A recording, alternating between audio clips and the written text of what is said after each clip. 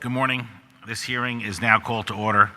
This is the public hearing of the City Council Committee on Housing, Neighborhood Development, and the Homeless. The purpose of this public hearing is to hear testimony on Bill number 180430. I recognize the presence of a quorum of committee members.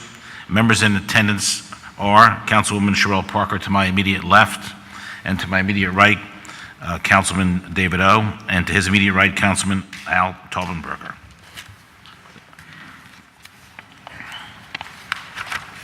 Do any of my council colleagues have any opening remarks? I do. Councilman O.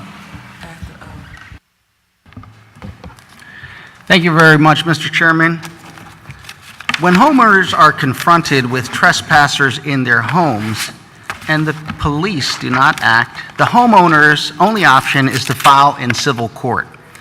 Homeowners have testified, and many, many more have reported, that this process takes months and in some cases years to finally remove the trespasser.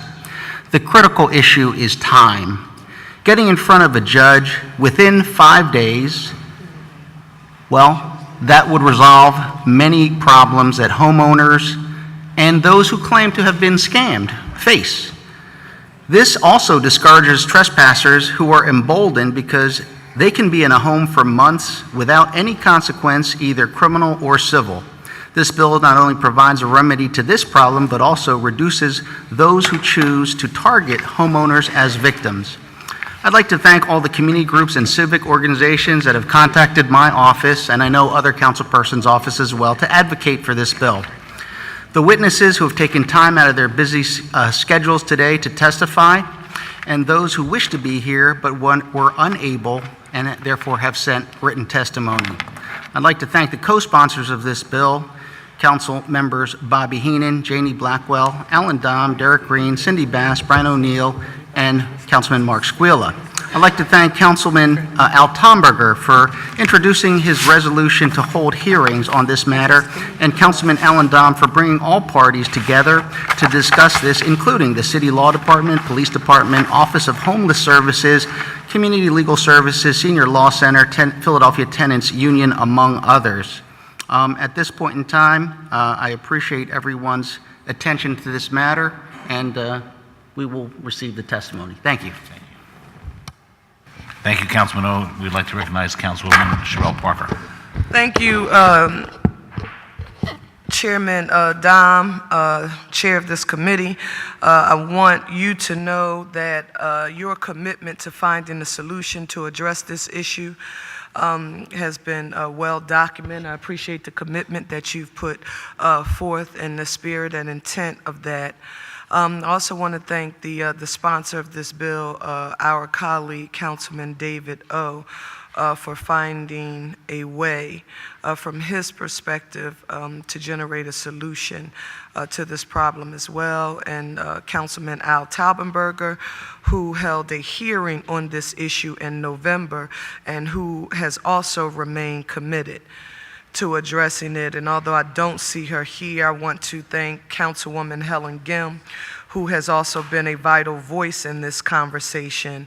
And finally, I don't know if they are here, but I want to say to the advocates at Community Legal Services, to the Tenants Union Representative Network Turn, to Senior Law Center, and to the Public Interest Law Center of Philadelphia.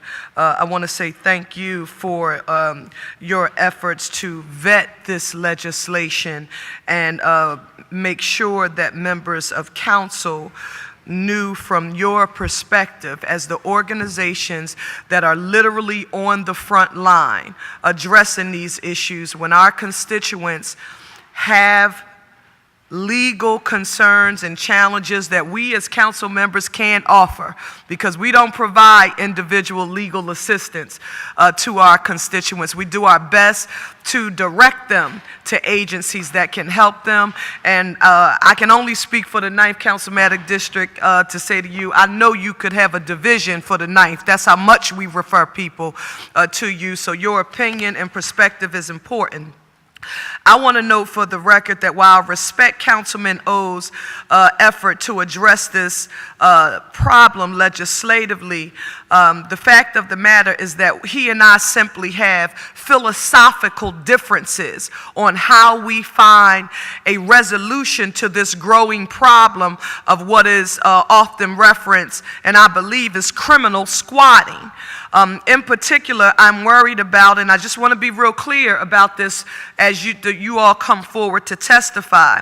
I'm really concerned that the definition of criminal and defiant trespasser could lead to innocent victims, such as seniors, being deemed criminal and potentially being penalized with a $300 fine and/or a 90-day imprisonment. And I'm also concerned with the fact, and I will ask these departments about this as they come forward, whether or not this City Council of Philadelphia does have the power to dictate to the Philadelphia Police Department procedure for the courts of the First Judicial District of Pennsylvania. So on one hand, while I feel that parts of this bill go too far, and on the other hand, I have concerns that parts of this bill are not technically enforceable. And so, as we move forward, we'll get a chance to hear from the people who are testifying, but I want to be very clear for the benefit of the residents of the 9th Councilmatic District who are watching and who may not be in this room. You know that in Longcrest, in Lawndale, in Mount Airy, in West Oak Lane, in East Oak Lane, in Allan and Logan, we have dealt with this issue on many occasions, and when you have come to us to tell us that you needed help, there was no general way or a silver bullet that we had that the City of Philadelphia would be able to ensure that it was addressed without your having to be engaged in a long, litigious process. And we did not have a solution. So from that perspective, Councilman O, I want to say for the record, I do thank you for your efforts to put forth a solution. But I also want to note that we have started working to put together a task force to address this issue. We do not want to delay it, but when we do it, we want to get it right. I don't want to pass any legislation giving my constituents the perspective that I'm giving them a solution to address their problem, and then right after I pass it, and they say, well, City Council passed this bill, let's say the mayor signed it, it has become law, and then we find out, you know what? You passed this bill, it may be law, but it's unenforceable. That's not what I want to do. So I know the process is a much more strenuous when you have to sit down and do the work and bring people to the table, and you vet a bill section by section, line by line, with all of our law enforcement agencies, from our district attorney to the police department. If we needed to bring in the sheriff's office, we need the First Judicial District. And I'm sorry that I am not going to be here today advocating for what may appear to be the immediate gotcha solution that we fix this problem, because I'm not giving my people any false hope. When we do it and we move forward, I want to be sure that this is the process and that they will have some recourse. And right now, I'm not certain about that. So, Mr. Chairman, I thank you very much for your leeway. I'm looking forward to hearing the testimony throughout this process, but I didn't want anyone in my district who is watching or sitting here in this room to be unclear or think that there is any gray area relative to where Sherelle Parker stands on this issue. I support my colleagues' effort. I want to see a solution, but I want one that does not have negative unintended consequences, and one that is wholly enforceable. Thank you. Thank you, Councilwoman. Thank you. We have over 30 people here today to testify, so I'd like to ask everyone to hold, if possible, your comments to no more than 2 minutes. Your testimony has been received by all of us. You don't have to read it. You can summarize it, but I'd like to keep those boundaries in there, because I think this room is in demand in about an hour, 2 hours from now. So I'd like the clerk will now read the title of the bill being heard by this committee today. Bill number 180430, an ordinance amending Title 10 of the Philadelphia Code entitled Regulation of Individual Conduct and Activity, Chapter 10-800, Safety, by adding a new section 10-840, Criminal and Defiant Trespassers, establishing and clarifying procedures to remove criminal and defiant trespassers from real property, all under certain terms and conditions.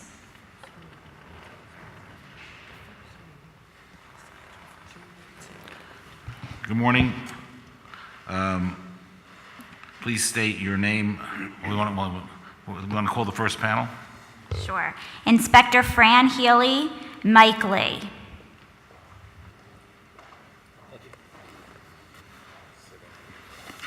Good morning. Please state your name for the record and proceed with your testimony. We'll reserve questions for after the entire panel has testified. Good morning, Chairman Domb and members of the Committee on Housing, Neighborhoods and Development and Homeless. My name is Francis Healy, and I'm here on behalf of Commissioner Ross to discuss Bill number 180430, which is introduced by Councilman O. First, on behalf of Commissioner Ross, thank you for allowing the department to voice its opinion on this matter. As I mentioned in an earlier hearing on a similar bill several months ago, Commissioner Ross directed that I develop a policy to address a relatively new and emerging crime where offenders are illegally entering and occupying residential properties. These offenders then produce some indicia of ownership or tenancy rights and/or fraudulently rent these properties to unsuspecting renters. These are criminals. They're not homeless individuals squatting on vacant property to get out of the elements. We are talking about criminally minded individuals who have an express intent to deprive the owner of his or her property and to use the property to intentionally defraud unsuspecting victims. The department policy was initially put on hold with the hopes that the Philadelphia legislation would be forthcoming to address the problem. When those negotiations fell through a couple months ago, the department moved forward with approving our new policy to address this emerging crime pattern that we are experiencing.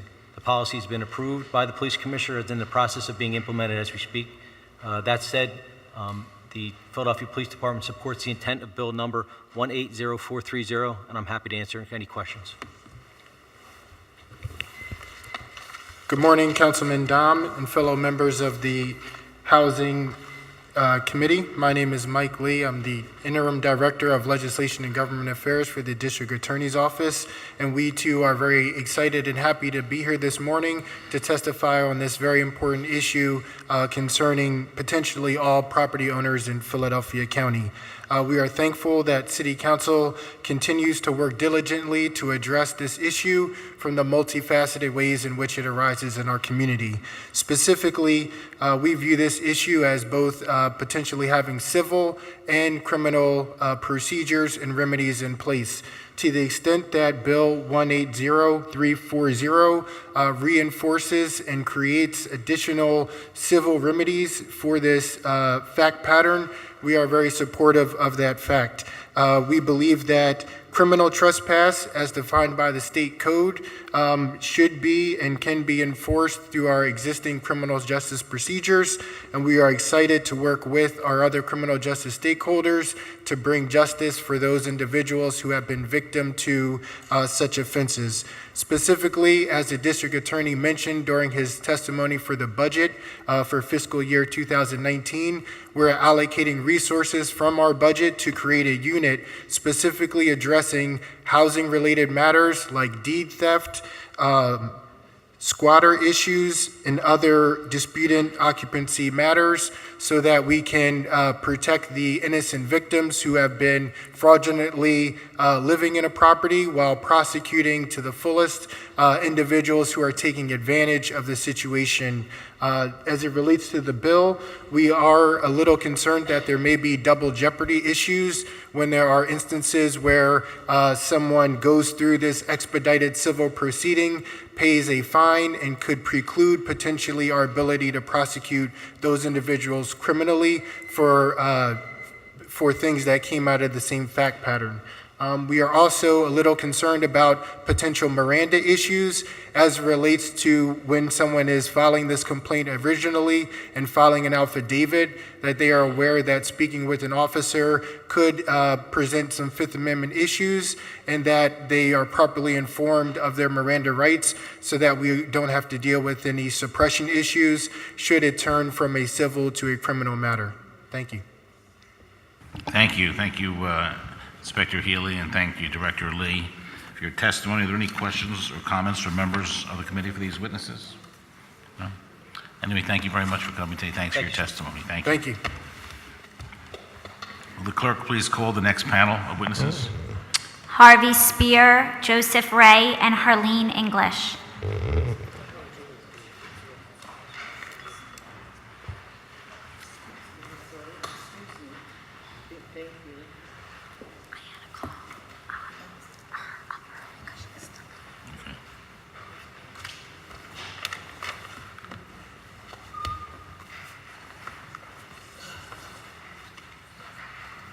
Good morning. Please state your name for the record and proceed with your testimony. We'll reserve questions for after the entire panel has testified. I, Harvey Spear, My name is Harleen English. Joseph Ray. Okay, who wants to go first? I'll go first. I am president of the Homeowners Association of Philadelphia, commonly known as HAPCO. We represent low and moderate income property owners.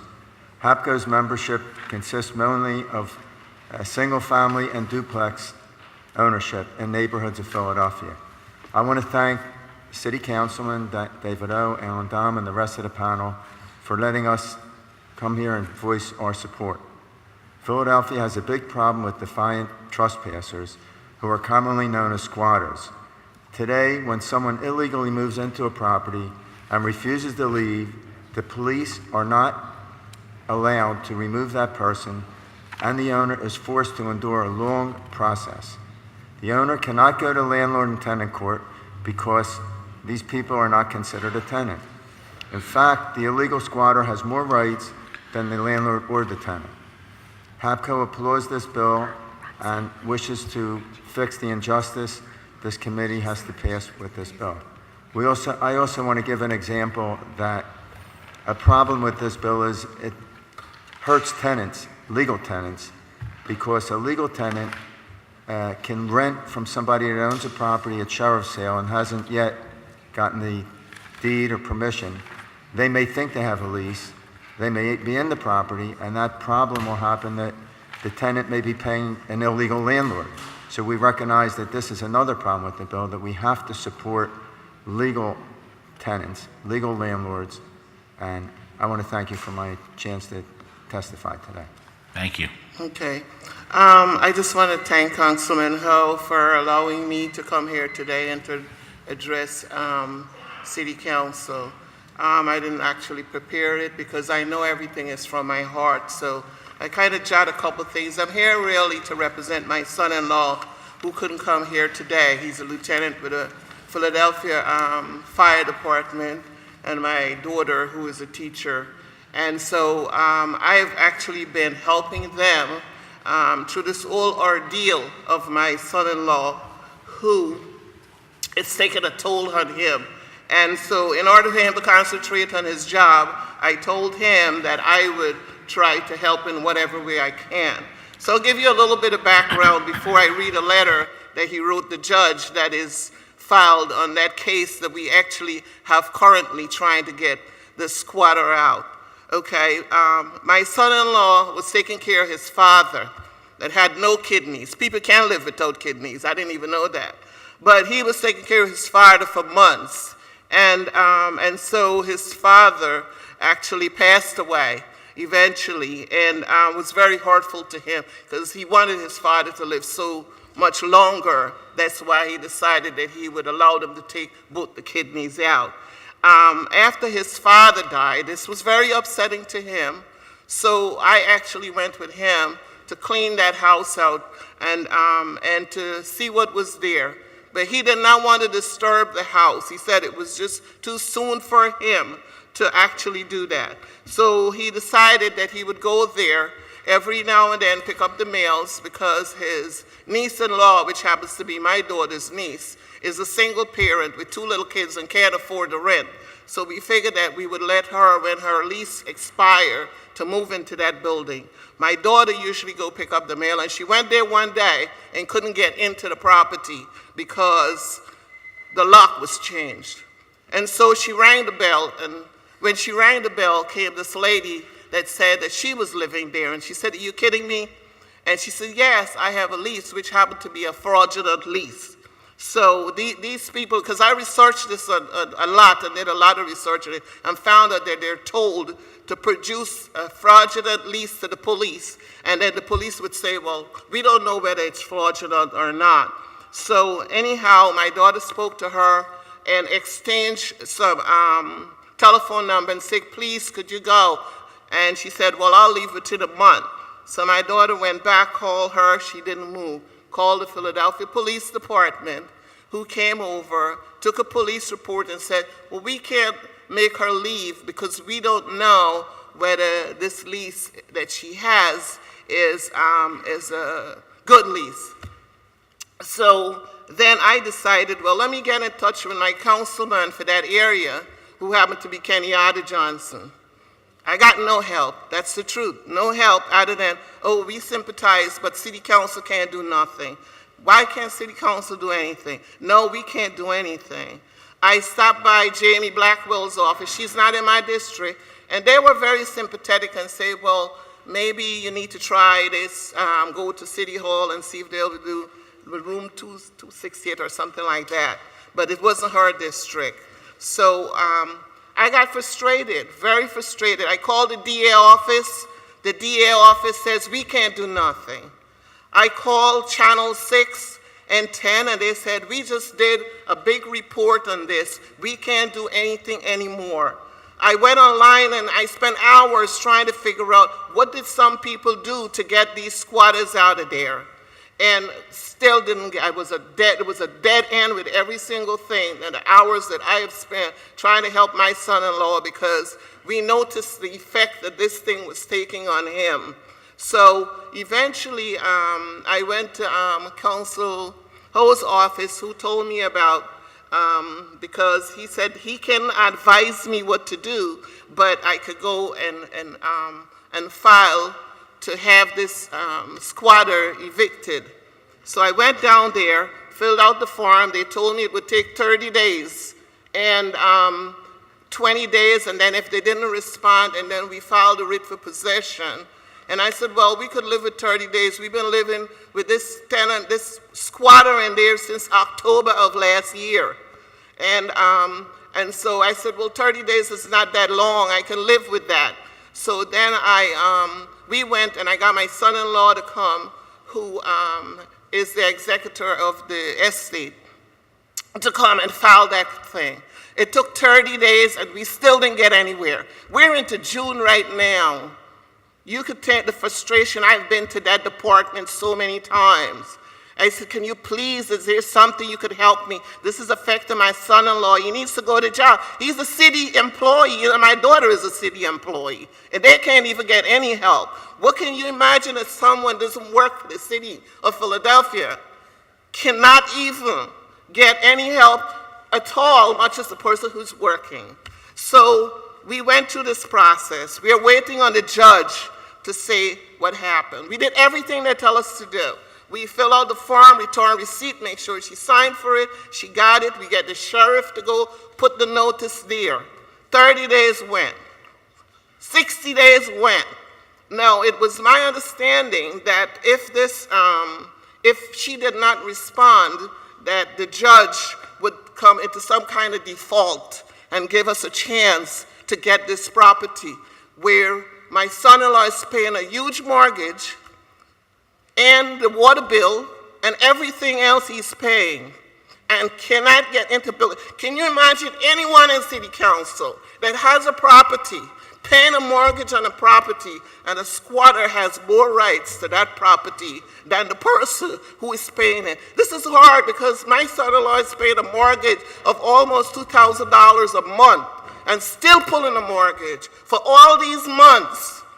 And a squatter's in there. When my daughter talked to her, tried to be nice to her, she said, you know, I'll leave tomorrow, go bring me some money. My daughter said, we are not landlord, we can't take money from you. We can't take money from you. She said, go bring me some money, I'll give you the key. I mean, can you imagine that? And laughing in my daughter's and son-in-law face and said, we're getting out of here because you can't get us out till we go to court. They know the system. This person, I just want to show you something. Just bear with me a little bit because this is very, very frustrating to me. This is the parcel rap sheet. This is her rap sheet. Right now, there's an arrest warrant for her.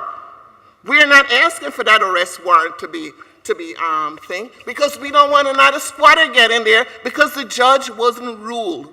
When we asked again, can the judge rule? My son-in-law sent him a letter begging him, please, this is affecting me. Can you please sign this? And you know, the judge did not sign it. He denied us the possession. Deny us if we gave him all the paperwork to show that we're entitled to that building.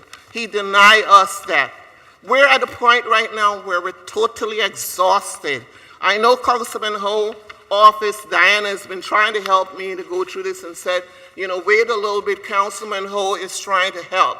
I said, but all along, my son-in-law's son got to go to college, he got to pay that. He's paying his mortgage and paying a mortgage for a squatter to live there. This is the letter, it's on file for where we filed with the judge to try to get this out. I'm going to try to read this. I have a bad eye. I had just surgery for my retina, so I'm seeing only with one eye right now. So I'm doing the best I can. And he said, Your Honor, when my father, Robert McNeil II, died last year, I became the owner of 2120 Cemetery Avenue. With both of my parents gone, I needed time to grieve and to choose not to pack up their belongings right away. However, I did stop by frequently to check on the house. In between one of my visits, Kenya Gillard broke into the house and began living there. When I informed her that she had to leave, she refused to do so. Not only has she moved her belongings in, but she also changed some of the utilities in her name. That's another thing. The electric company don't care about who is the owner of the house to put the electric on. They don't care about who is the owner of the property to put the gas on. We couldn't even get her name from them. They said, no, we can't do that's private. We had to get it from the police. So she changed it in her name. He says, I'm not able to access the house, so I don't know what she did with my father's furniture, clothes, confidential papers, mail, identification, pictures, and other items which hold sentimental value for my family and I. I also do not know what condition the house is in while I wait for this situation to be resolved. I have to continue paying my father's mortgage, utilities, and other expenses. This includes Ms. Gillard, excessive use of water each month. Not only has she inserted herself into my family's life while we are grieving the loss of my father, but she has also kept us from getting closure. I'm requesting that she be evicted immediately. And the judge denied that possession. Mrs. English, we're trying to keep the testimonies to 2 minutes. I understand, sir, but you got to understand that this is a very situation when you're paying for a mortgage to someone to live free from since October to now, and we don't have a resolution. I thank you very much for allowing me. I'm not able to say everything else because I know there's time, but I wish I was able to tell you a little bit more of what is going on. Having someone, a criminal, living in your house with an arrest warrant issued for them, and you can't get in there. Thank you very much. Thank you very much. Next witness. Good morning, Chairman Domb, members of the committee. My name is Joseph Ray. I am the president of the Greater Philadelphia Association of Realtors. With more than 2,500 members, we have served as the voice of real estate since 1908. We advocate to protect the rights of private property owners. Thank you for the opportunity to testify regarding Bill number 180430. Chairman Domb, Councilman O, their staff, the Philadelphia... Hello? Oh, sorry. The Philadelphia Police Department and the District Attorney's Office for working with us on this issue since 2016. They have thoughtfully listened to our concerns about squatting and have worked together towards finding problem-solving measures. Squatters are people who illegally move into homes without permission of the owner. Today, we ask the committee for help to protect property rights, homeowners, and not squatters. We recognize that sometimes people are victims of schemes. We also know that most squatters are complicit in their legal activity, refuse to vacate, and know exactly what they are doing. The owner is victimized. They go through an expensive, tedious process, being denied of their rights to access or sell their home. A survey of our members illustrated that squatting is rampant and no neighborhood is immune. Members have relayed stories to us about encountering squatters. These interactions put our members and clients into unsafe situations. The only recourse is to contact the police, who have limited capacity. I offer a few brief stories. On the sale of one home, a final walkthrough was scheduled the morning of settlement. The agent and home buyer were greeted by squatters. The sale could not take place. The first-time home buyer could not move into a new home, lost their inspection fee, appraisal fees. The home seller lost a sale, ensued a 9-month ejectment process, made repairs caused by the squatter, relisted it, sold it again to another buyer, only to have the same thing occur. The squatter tied up the home for 2 years. Other homes have been left stripped of copper, appliances, plumbing, wiring, defecated throughout, urinated throughout, and drug activities. Another incident near my own home, the squatter pulled out an obvious fake lease and laughed and mocked at the police officer, knowing nothing could be done. GPAR supports the remedies under consideration by this committee. Council should also consider training and education to give the right tools to the proper authorities to combat this dangerous, costly, and time-consuming problem created by squatting.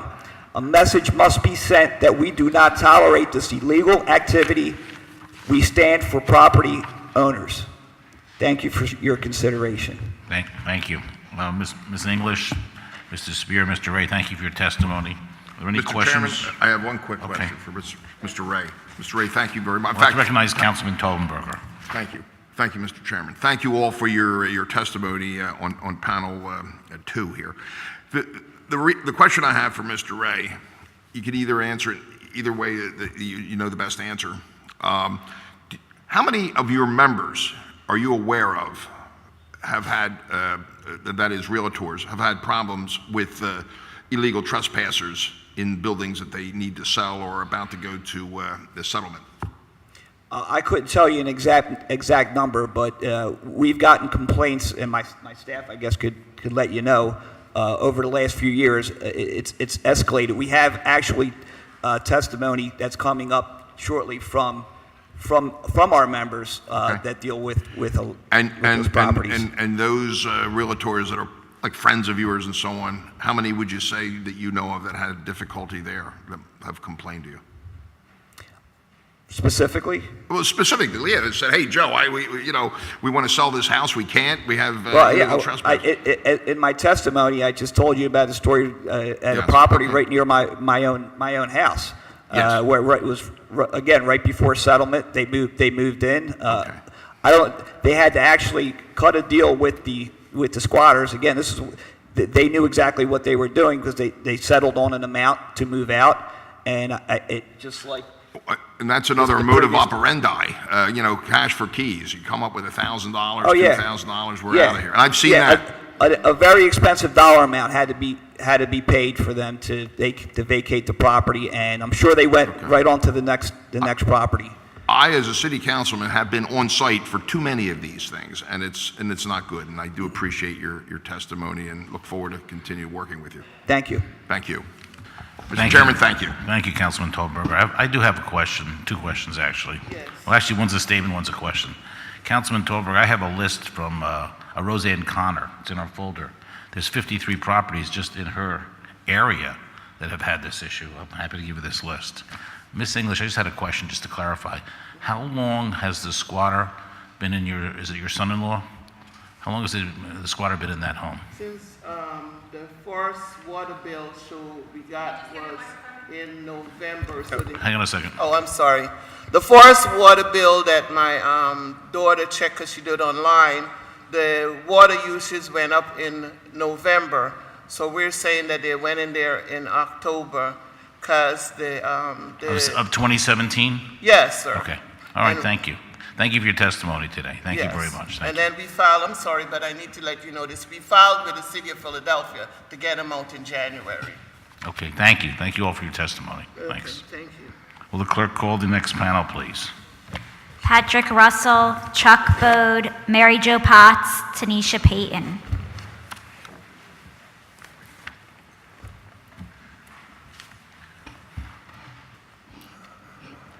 I just want to remind everybody, if it's possible, to keep our testimony to 2 minutes or less and summarize your written testimonies that were presented to us.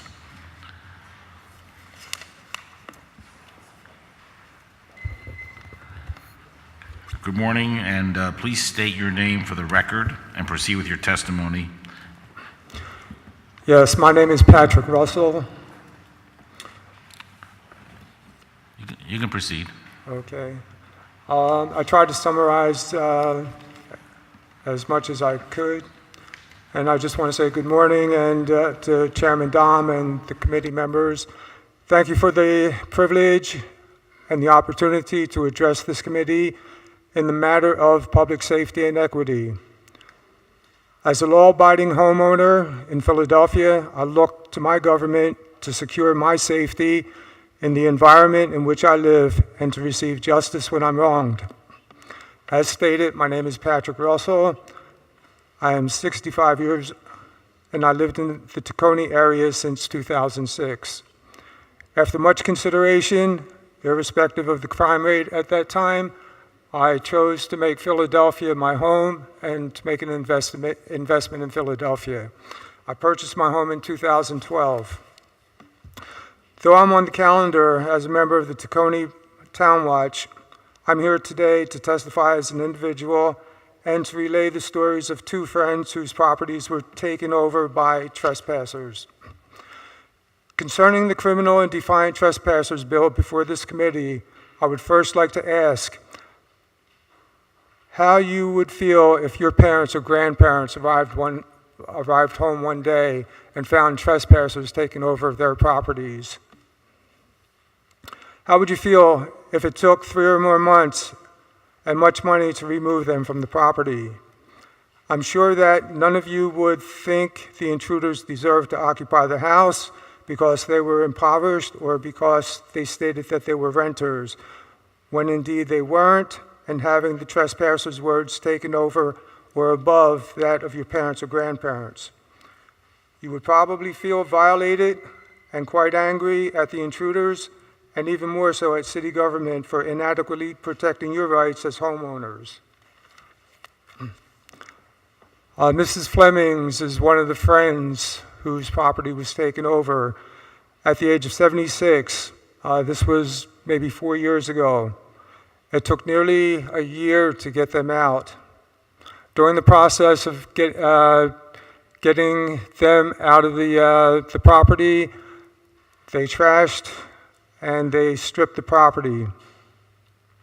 After the eviction, she had the property secured, but other trespassers broke in and took up residency. Again, it took more than 6 months to get them out. How could such a thing happen? Because of inadequate protections and misinformation. The second friend, Jacqueline Wilson, was one of those whose mother passed away owing a mortgage on her property. Jackie hired a real estate agency to sell her property. While it was up for sale, a trespasser entered the house. Jackie called the police. The police officers arrived at the house and was told that the trespasser stated, "I'm not leaving. I'm claiming squatters' rights." Because the officer didn't know any better, Jackie was told to go to the ejection office, which she did, but was told since the property was not in her name, she couldn't do anything at the time. After the title of the property was transferred, Jackie started procedures, which was in February 2017, to get the trespasser out of the property. Jackie said no one would buy the property while the trespassers were still on location. While this was happening, the trespasser allowed others into the house and eventually trashed it. Jackie said 5 summonses were served to the trespasser, and 5 times she went to court only to find the trespasser never showed up. Because the mortgage company had an incorrect address to send mortgage notifications, her property went into default and went to sheriff's sale without her notification. According to Jackie, the last day that she received judgment in her favor to have them evicted, her house went up for sheriff's sale. So now she's dealing with trespassers who own her house, and now she has to deal with the mortgage company in regards to it.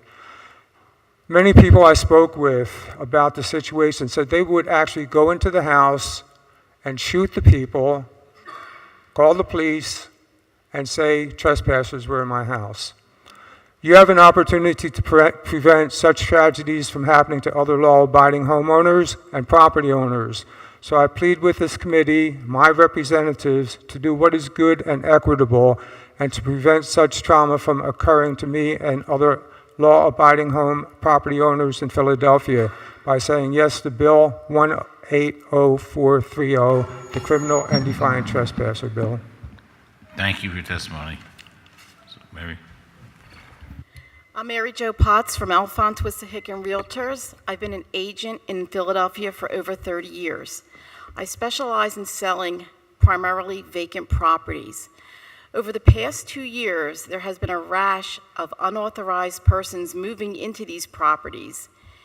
Now keep in mind, a lot of these properties are rehabbed and have had thousands of dollars spent on them. Walk up to the property one day and there's somebody in there. They have a fake lease, so we can't do anything about it. They extort money, and we're not talking about $1,000 for cash for keys. They're saying, if you give me $5,000, $10,000, we'll leave, and then we're going to move on to the next property. Just this past Friday, we walked up to a house, and there was a pit bull in it. This was a vacant house. The pit bull almost attacked another agent. Our safety is at risk, and not only more so, the people who rightfully own these houses do not have any rights. When a stranger can move into your house at any given time, I just don't understand that. You guys could go on vacation, somebody could move into your house. It's just not fair. It has an impact on the economy. It has an impact on people who actually want to purchase in Philadelphia. Something has to be done. There has to be a quicker resolution than sitting in eviction for a year while this person destroys your property, runs up exorbitant bills that you have to reconcile once you get possession again. So I urge you to pass this bill. We need a resolution to this. I can give you more examples. I had another house where they were in there for a little while, go for our weekly inspection, and all the windows are gone. That beautiful rehabbed house had feces all over the walls, the plumbing stolen, the heater stolen. Cost our clients thousands and thousands of dollars to restore it again. Thank you for your time. Thank you. Thank you. My name is Charles Bodie. I'm with the West Palatine Saunders Park RCO, and we submitted a written statement. Basically, property rights are important to all property owners. In our neighborhood, we had someone come in and actually rent out property that they didn't own to other people, collecting security deposits and rent. We just had a property with squatters in, and the solution was to have L&I find enough violations that the city tore the property down. Is that the only way to do something?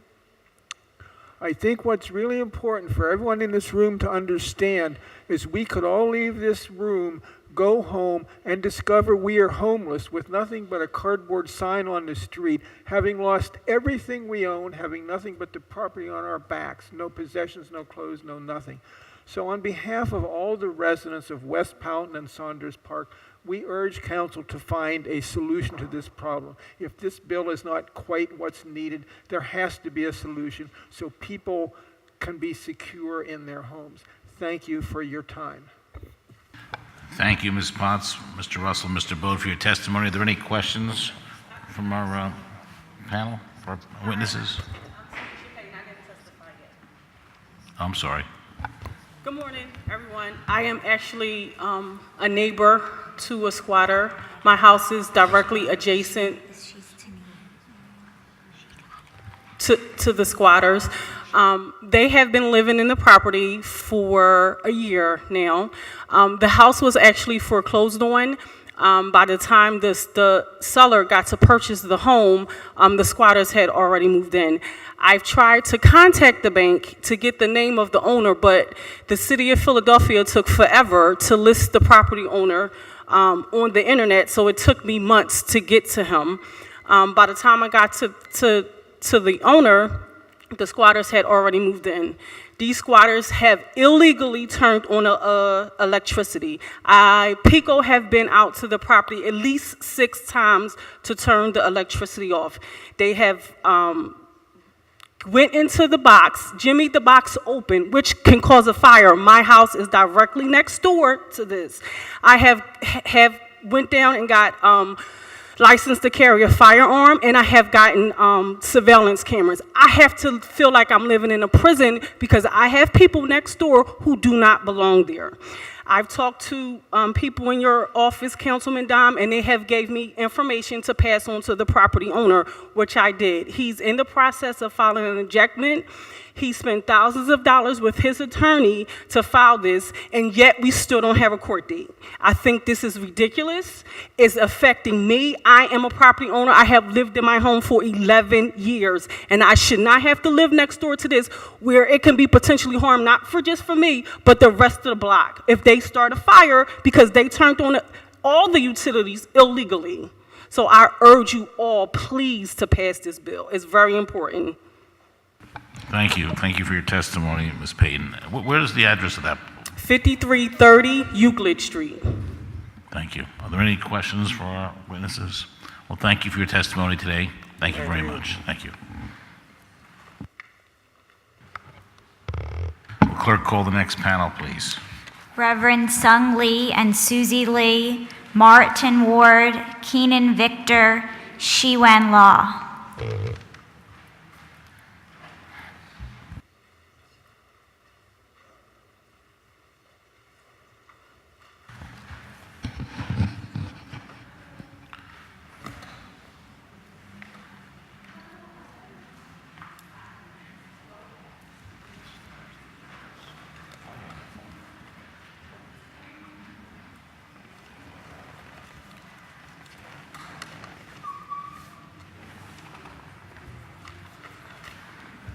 Good morning. Please state your name for the record and proceed with your testimony.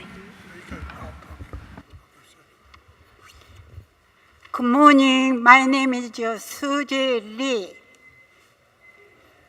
I am wife of Pastor Lee of Londale Presbyterian Church at the Levick and Oakley in the Londale neighborhood of Philadelphia.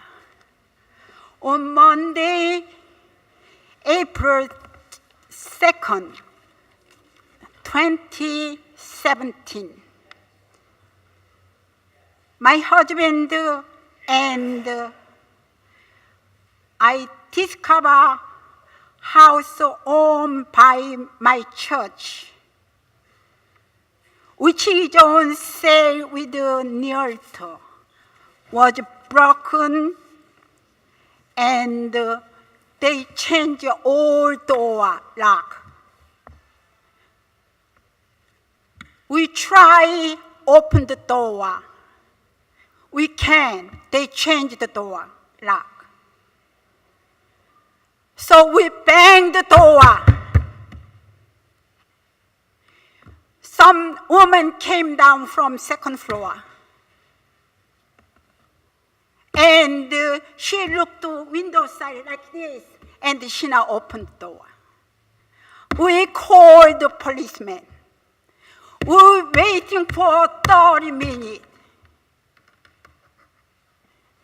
And then police come to the door and knocked. Then she opened the door.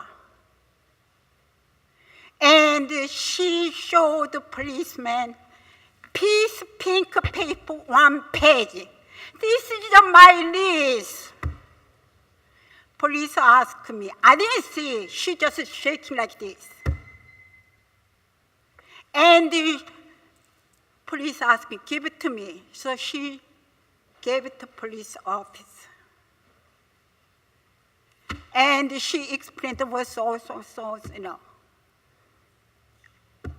I explained and my husband explained, this is not your house. I never see your face. I never signed for piece of lease and rent. So police say you have to leave a house for 38 hours. So my husband, she say, oh, I can leave it in the 48 hours. So my husband say, okay, I give a little more time. 72 hours. So we went there after that. She wasn't there, she didn't leave. So I called the policeman. They come and they call her. She not answer. And after that happened, 2-3 days later, union presentation woman from the Kenny Rice office called me. She screamed to me. What I did, I didn't do nothing. I didn't not commit crime. So I explained, I hang up. And then I sent a letter to Mayor Kenny.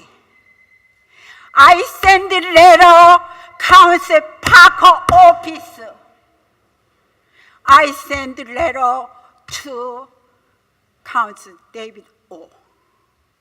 It's 1 month passed. Nobody do anything. I bother so many people. Nobody say, just wait, wait. So they asked me go to 100 South Broad Street. So I went there. They said, oh, you don't have any relative with this talent. So I go to Chester Street, 14 something, you know. So I went there, oh, you got a long place, go to City Hall. So finally I went to City Hall room 296, I think. And then I try fill up the civil light like this. Then, oh, no. Your church does not belong to you. You got the lawyer. So I went home, we tried to call the lawyer. They cost horrible. Somebody 7,000, somebody 8,000, somebody 4,000. I got the nice lawyer, we got the deal 2,000. I paid 2,000 already. So he filled the ejection, something like that. And then he said, there is nothing, you have to wait. So I came here to the Council Parker office. I want to talk to Tyson from Council Park's office. She called me, let me try to help you. I let you know, but she never called. So I came. Then my husband and me thinking about me, let me go to Council David's office. So we went there. We saw our office people. They didn't do nothing. They finally, David's office just came from the office. So I grabbed him. I explained him. And he actioned. So whoever have a problem, go to him. He did. So finally, September 22, he called the 2nd District Officer Detective Mr. McIntyre. Right. Can I ask you to summarize, because we're trying to keep everybody to about 2 minutes? So maybe just summarize the remainder of your remarks. And, okay. It was a 10 months path. And we threw her out September 22, 1917. But furniture is still there. Everybody said, don't touch it, don't go there. So we can go, anything. So February 17, 19 to 18, this year, police came, stayed there, I stayed there, she moved out furniture. That's what happened. I didn't now commit crime. How about I have finance cost from the having to hire lawyer. Utility cost, gas bill, water bill. How about the city tax? I pay $2,000 to city. And home owner insurance. I'm asking you, please pass this bill number 180403. I don't want any homeowner suffering like this take over a year. Every time I get up there, I'm thinking about there. I'm so upset, distressed. Okay.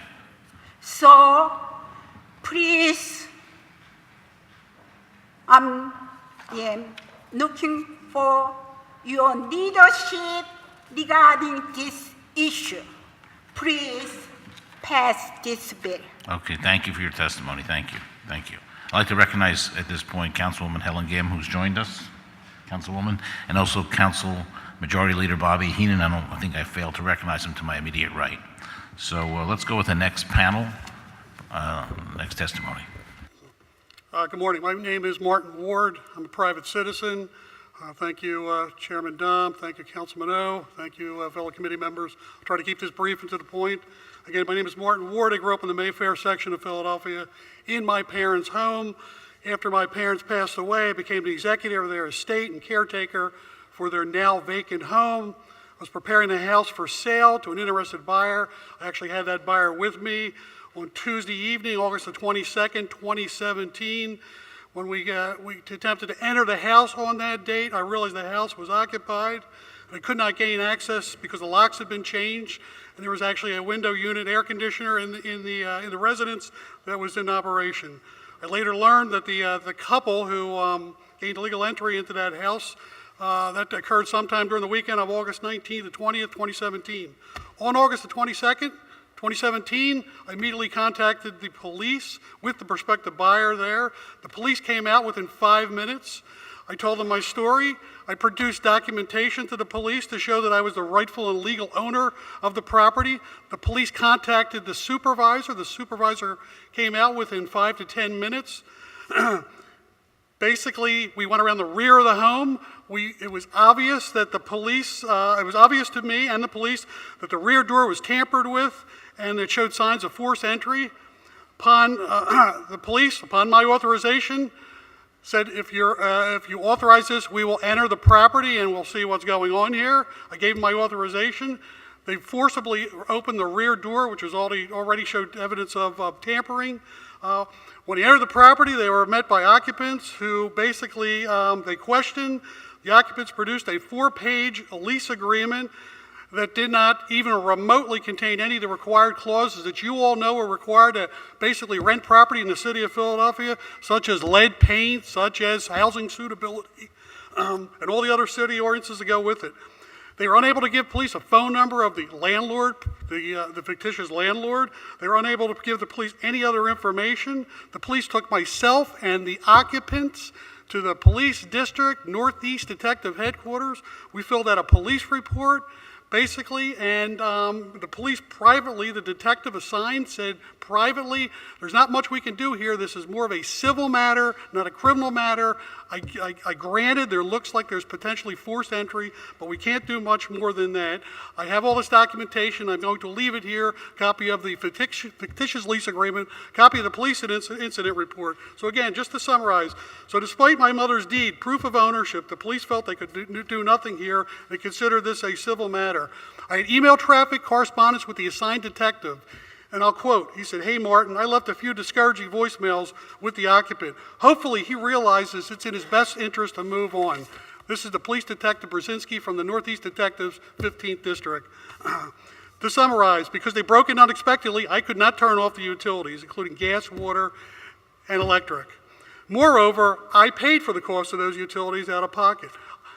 I paid for the cost of the real estate taxes to ensure the property was legally, basically, up in compliance with the real estate. I paid for every other fee that was associated with the house, the outside maintenance, the lawn care, the snow removal, and to make matters worse, the 2 residents who lived on either side of the property that I've known since I've been growing up, those individuals who had my contact information would correspond with me via text messages. And to show you how egregious this situation is, one of the occupants in the neighboring property, again, this is a row home, middle of the block row home, said, "Hey, Martin, can you believe this? The occupants are having a mattress and a refrigerator delivered, and here's text pictures, which I have on my phone, which I can leave with you, text pictures of a mattress and a refrigerator being delivered to a property that they illegally occupy." Does it get more egregious than that? So lastly, the prospective buyer obviously went away. I was unable to gain access and show the property to anybody else. After going through the court process and engaging Mr. Law here, an attorney, to go through the court process, it was the spring before I actually got a court order to evict these individuals after following all the legal requirements. Again, during the periods of occupancy, this was March in 2017 when a formal notice from the Sheriff's Department was pasted to the door of the property, and they moved out. The Sheriff was going to evict them on Monday, May the 12th. They left that weekend, and the reason I know that is because the residents on both sides of that property basically told me via text message that they had just moved out. So again, during periods of occupancy, the residents were complaining to me. I had no control of loud noise and what they described as bad and possibly criminal behavior demonstrated by the people who live there. Again, I appreciate your ordinance for criminal trespass. Gives the police more authority to investigate, recommends an expedited court hearing. And lastly, just want to make a final point. This affects not only the individuals, the legal owners of the property, it affects the city in general. It affects the safety and well-being of the residents, the law-abiding citizens of the city of Philadelphia. It affects the quality of life of the community at large. It affects the neighbors who adjoin these vacant properties, and it affects your constituents, and it's a growing, mounting, rampant problem, and it's not going away. And basically, there's no legislation that's perfect. Absolutely everybody's circumstances are different. Everybody who testifies today will have a different fact pattern, different facts and circumstances. But delay is not acceptable. A task force to look into this any further is not acceptable. Some sort of action needs to be taken, and it needs to be done now. Thank you very much. Thank you, thank you. Excuse me, point of Chair recognizes order, Councilman Eno. Mr. Chairman. Excuse me, Can you state your name again? My name is Martin Ward. I'm a private Martin. citizen. Look, I understand your frustration, and I can hear it. And I, take whatever you say is to be fact, all right? But I don't know, I just wanted to state for the record, I find your comment about having a task force is irrelevant and will not do anything, because I hold, what we do as a body here, as we determine what policies, we set for our communities are in their best interest. So understand your frustration and know that it is, a significant issue and problem moving forward. All right, but I think what we do when it comes to committees and task force and bringing stakeholders together is extremely important to address the issues that you describe. But I would think that you would hope and would want a task force on this issue moving forward, as opposed to saying it'll do nothing. So I just want to state that for the record, all right, and hope that you would understand and reconsider. And I would assume that you just kind of just got caught up in the emotion. But we hear you. Thank you. Just to respond to the councilman, I didn't say it was irrelevant, and I think it's always good to study an issue or a problem and make sure you make an informed decision. But I want to just say that action needs to be taken now, sooner rather than later. So agree. You should not act irrationally. You should not act just knee-jerk reaction. You should have all the facts and circumstances, but the time to act is now. So that's my point. And we do, and we always reserve the right to add and change things and tweak things as we move forward. I mean, today is just the beginning on this issue, so more will be revealed. Just wanted to state that for the record, for all the integrity and hard work that our colleagues put into everything that we do here. Thank you, Councilman. And I do have a question and a quick comment. I could not agree more with my colleague, Councilman Heenan. I will have to say, and I sense your frustration, and I've been to 3 different matters as it relates to illegal trespassers. I don't want to even call them squatters anymore, illegal trespassers, and it can be very emotional, and it's bad. The wheels of government sometimes move very slow, sometimes slower than we'd all like it to be, but I will assure you one thing, they do move. So you have everyone's attention. The fact that this is a bill, we've had hearings, and we're going to continue to meet to get this right because we have to. But I do want to go back to your testimony just to make sure I got it right. This matter with your home started in August? This matter started, I first became aware of the matter on August 22nd, 2017. Okay, and it ended, was that May 12th of this year? It ended, actually, the date of formal eviction from the Sheriff's Department was posted to the property March 12th, 2017, or 2018. Right? 2018 of this year. And that was, in my view, an expedited process only because I immediately engaged an attorney to get things going ASAP and not to wait and not to try to handle the matter on my own. So I sought legal counsel immediately. And Mr. Ward, I will have to say that is way, way, way too long. So I get your frustration and the fact that you're very upset because that is ridiculous, actually. So, Mr. Chairman, I thank you for the ability to ask some questions. Mr. Ward, thank you, and Ms. Lee, thank you also for your testimony and that you're coming out today to speak about this because we need to hear this, and hearing it firsthand from you is very important. And I thank you. Thank you, Councilman. I think, Mr. Law, you wanted to testify. Yes, thank you for this opportunity. My name is Shewin Law. I'm a real estate attorney here in the Commonwealth of Pennsylvania. My practice is primarily real estate here in Philadelphia County. I get many of my referrals on these types of cases, and I have a 50% practice on ejectment actions, which has expanded over the last several years because of the number of ejections that are involved. I want to acquaint you with two of my, I had invited 2 other clients to come here to testify. One woman who's a realtor grew up in the Kensington area. Her father passed away, similar to Mr. Ward's testimony, and she became the executrix of the estate and had to handle the probating the estate and all the affairs of her, putting together the affairs of her father.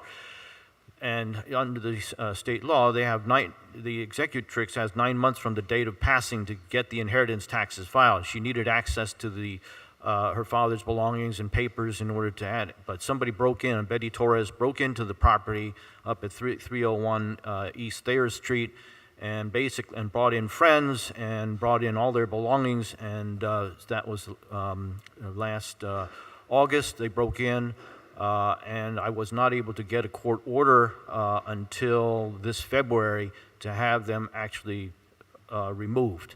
And that the delay has been because the courts now require, which it did not in the early part of last year, a Rule 1034 hearing before an actual writ of ejection is put into place by the court. And so that, on top of the normal 4 months waiting time for a case to go to trial, you have they normally would schedule a hearing, what they call the next day or trial pool hearing, which is that you get called 13 hours before the hearing, and then you go the next morning to the hearing. But they take these cases out of the trial pool and set a date certain. And that adds another 30 days delay. So we're talking 5 months, and that's why my client was stuck until February 1st before she could legally take all the junk that this person had accumulated out of the property to settle the affairs of her father's estate. Had another case where there was a legitimate purchase at a real estate closing of the estate of the owner. In other words, the son was appointed the executor. He was selling his mother's property, and a client bought it at an arm's length transaction. He went out, and there was a woman there who had occupied the property. It turned out she was the sister of the executor of the estate. She refused to leave the property. She called the police when he went out there. Police found out that they checked with Allan. The property was condemned because it had a collapsed roof and a collapsed wall, and they escorted her out. He boarded the place up, and about a few weeks later, he came back. She had removed the boards. She had re-entered the property. This is a property that had no plumbing, no kitchen, no bathrooms or anything. It was impossible to live in. She actually turned out she was living somewhere else. She would come every day to sit in this house. For 2 years, she sat there until we were able to get an executive execution order, a writ of execution to grant possession to my client. 2 years while he was paying insurance, she actually interfered with his ability to maintain his insurance on the property because he bought general liability believing that it was a risk with a collapsed roof. And L&I refused to take any action to get her out, saying it was not imminent danger to her, even though the building itself could have collapsed. The insurance company required him to set up some railings outside in order to maintain his insurance when it came time to renew. He put the railings up. She took them down. Even after we had the writ of possession, the signed order from the judge, she then delayed. She continued to occupy the property and delayed removing herself from the property until after the sheriff notified her attorney that that order had been entered. May I ask you just to summarize in 15 seconds All right. the remainder? So, because some of these properties involve estate cases, as far as Bill 180430, the affidavit that has to be signed by the buyer of the property, requiring that buyer to establish that there is no relationship with a prior owner is probably going to limit the scope of what can be covered under the legislation. I ask you to consider a broader definition of because in one case, the case in which the client couldn't come today, the person who was the legal trespasser claimed that he had a right from his stepmother to stay in the property, and that, of course, that dragged out for a year. Proving that he had actually put in the property, entitled it to himself illegally, contrary to the law, the estates and fiduciaries law, which it requires that it be approved by the orphans court. He never went to orphans court to have it approved. He appointed himself the executor of the estate, and then put the deed in his own name, even though legally as a stepson he was not entitled to do so. So these kinds of relationships, so he claimed, of course, that he was entitled to squat in the property when he was not. So I ask you to consider that aspect of the bill. Okay, thank you. Otherwise, support it. Thank you. Thank you. I want to thank Ms. Lee, Mr. Ward, and Mr. Law for your testimony. Is there any questions by the panel? Also want to recognize Councilwoman Cindy Bass. Thank you for joining us. Thank you, Councilwoman. Any questions? Okay, thank you for your testimony. Will the clerk please call the panel number 5? Kataria McCabe, George Gould, Jennifer Schultz, Phil Lord.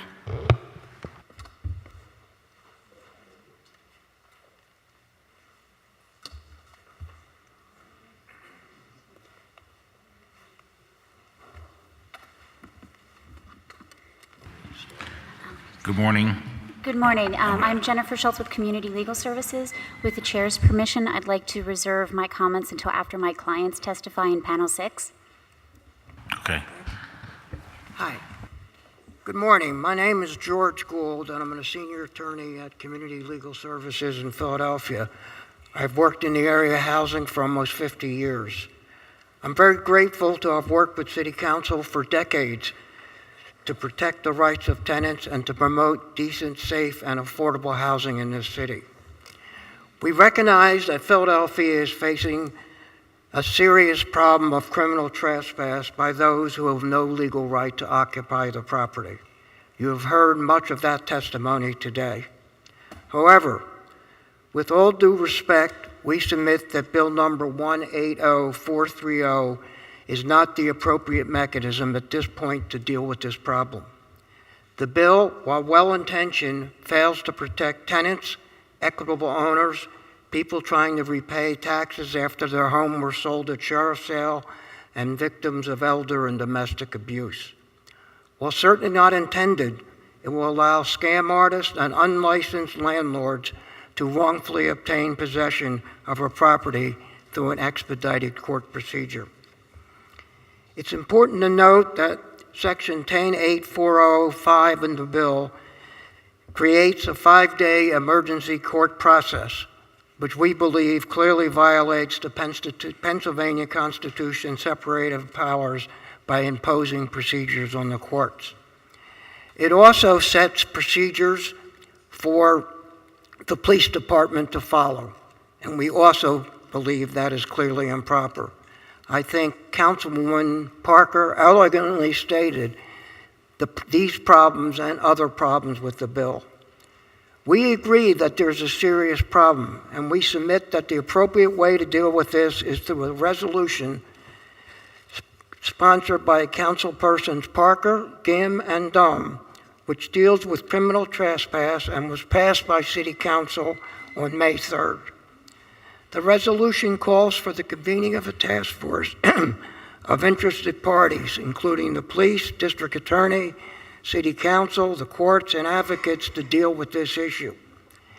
It is our understanding that invites have been sent out by Councilwoman Parker's office, and a meeting of the task force is scheduled for the middle of June. In the midst of the mortgage foreclosure crisis, almost 10 years ago or even longer, City Council passed a resolution calling for the courts to create a program to deal with this serious problem. A group was formed out of this, made up of the court, foreclosure lawyers, and advocates for homeowners. Out of this, the Mortgage Foreclosure Diversion Program was created. It was the first in the country and the most successful. Thousands and thousands of homes have been saved from foreclosure.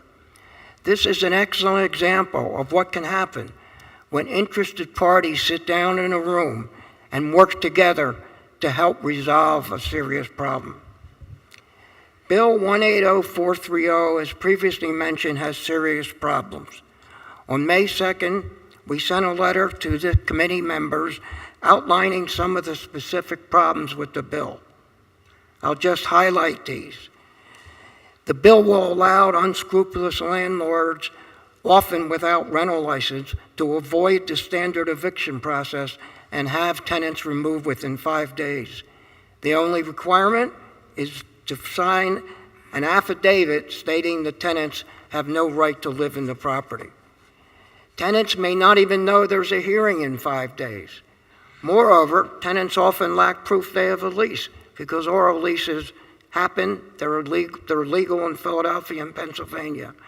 And it may be difficult, and landlords collect cash, and it may be difficult for tenants to prove, in fact, they're legal occupants. This bill creates a loophole allowing landlords to bypass the established eviction process. The bill also does nothing to protect, and there's been testimony about it today, to fraudsters that rent out properties which they do not own. Every legal service attorney in the city has come across cases by these, where someone says they own a vacant property and rent it out to an unsuspecting tenant who thinks it's legitimate. This bill will criminalize people who have been victim of this sort of fraud by placing them squarely within the category of criminal and defiant trespassers. The bill could also hurt domestic violence and victims of elder abuse by giving abusers a way to assert economic control over them. Often in situations of domestic violence and elder abuse, the abuser will ensure that his or her name is the sole name on the deed, another form of control. The victim may have any few documents linking them to the right to live in the residence.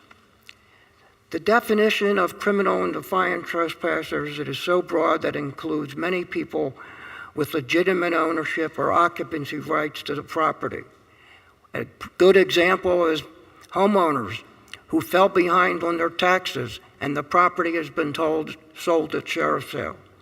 In Pennsylvania, that person has a right to remain in the property during the period of redemption to pay off and set aside the sheriff's sale.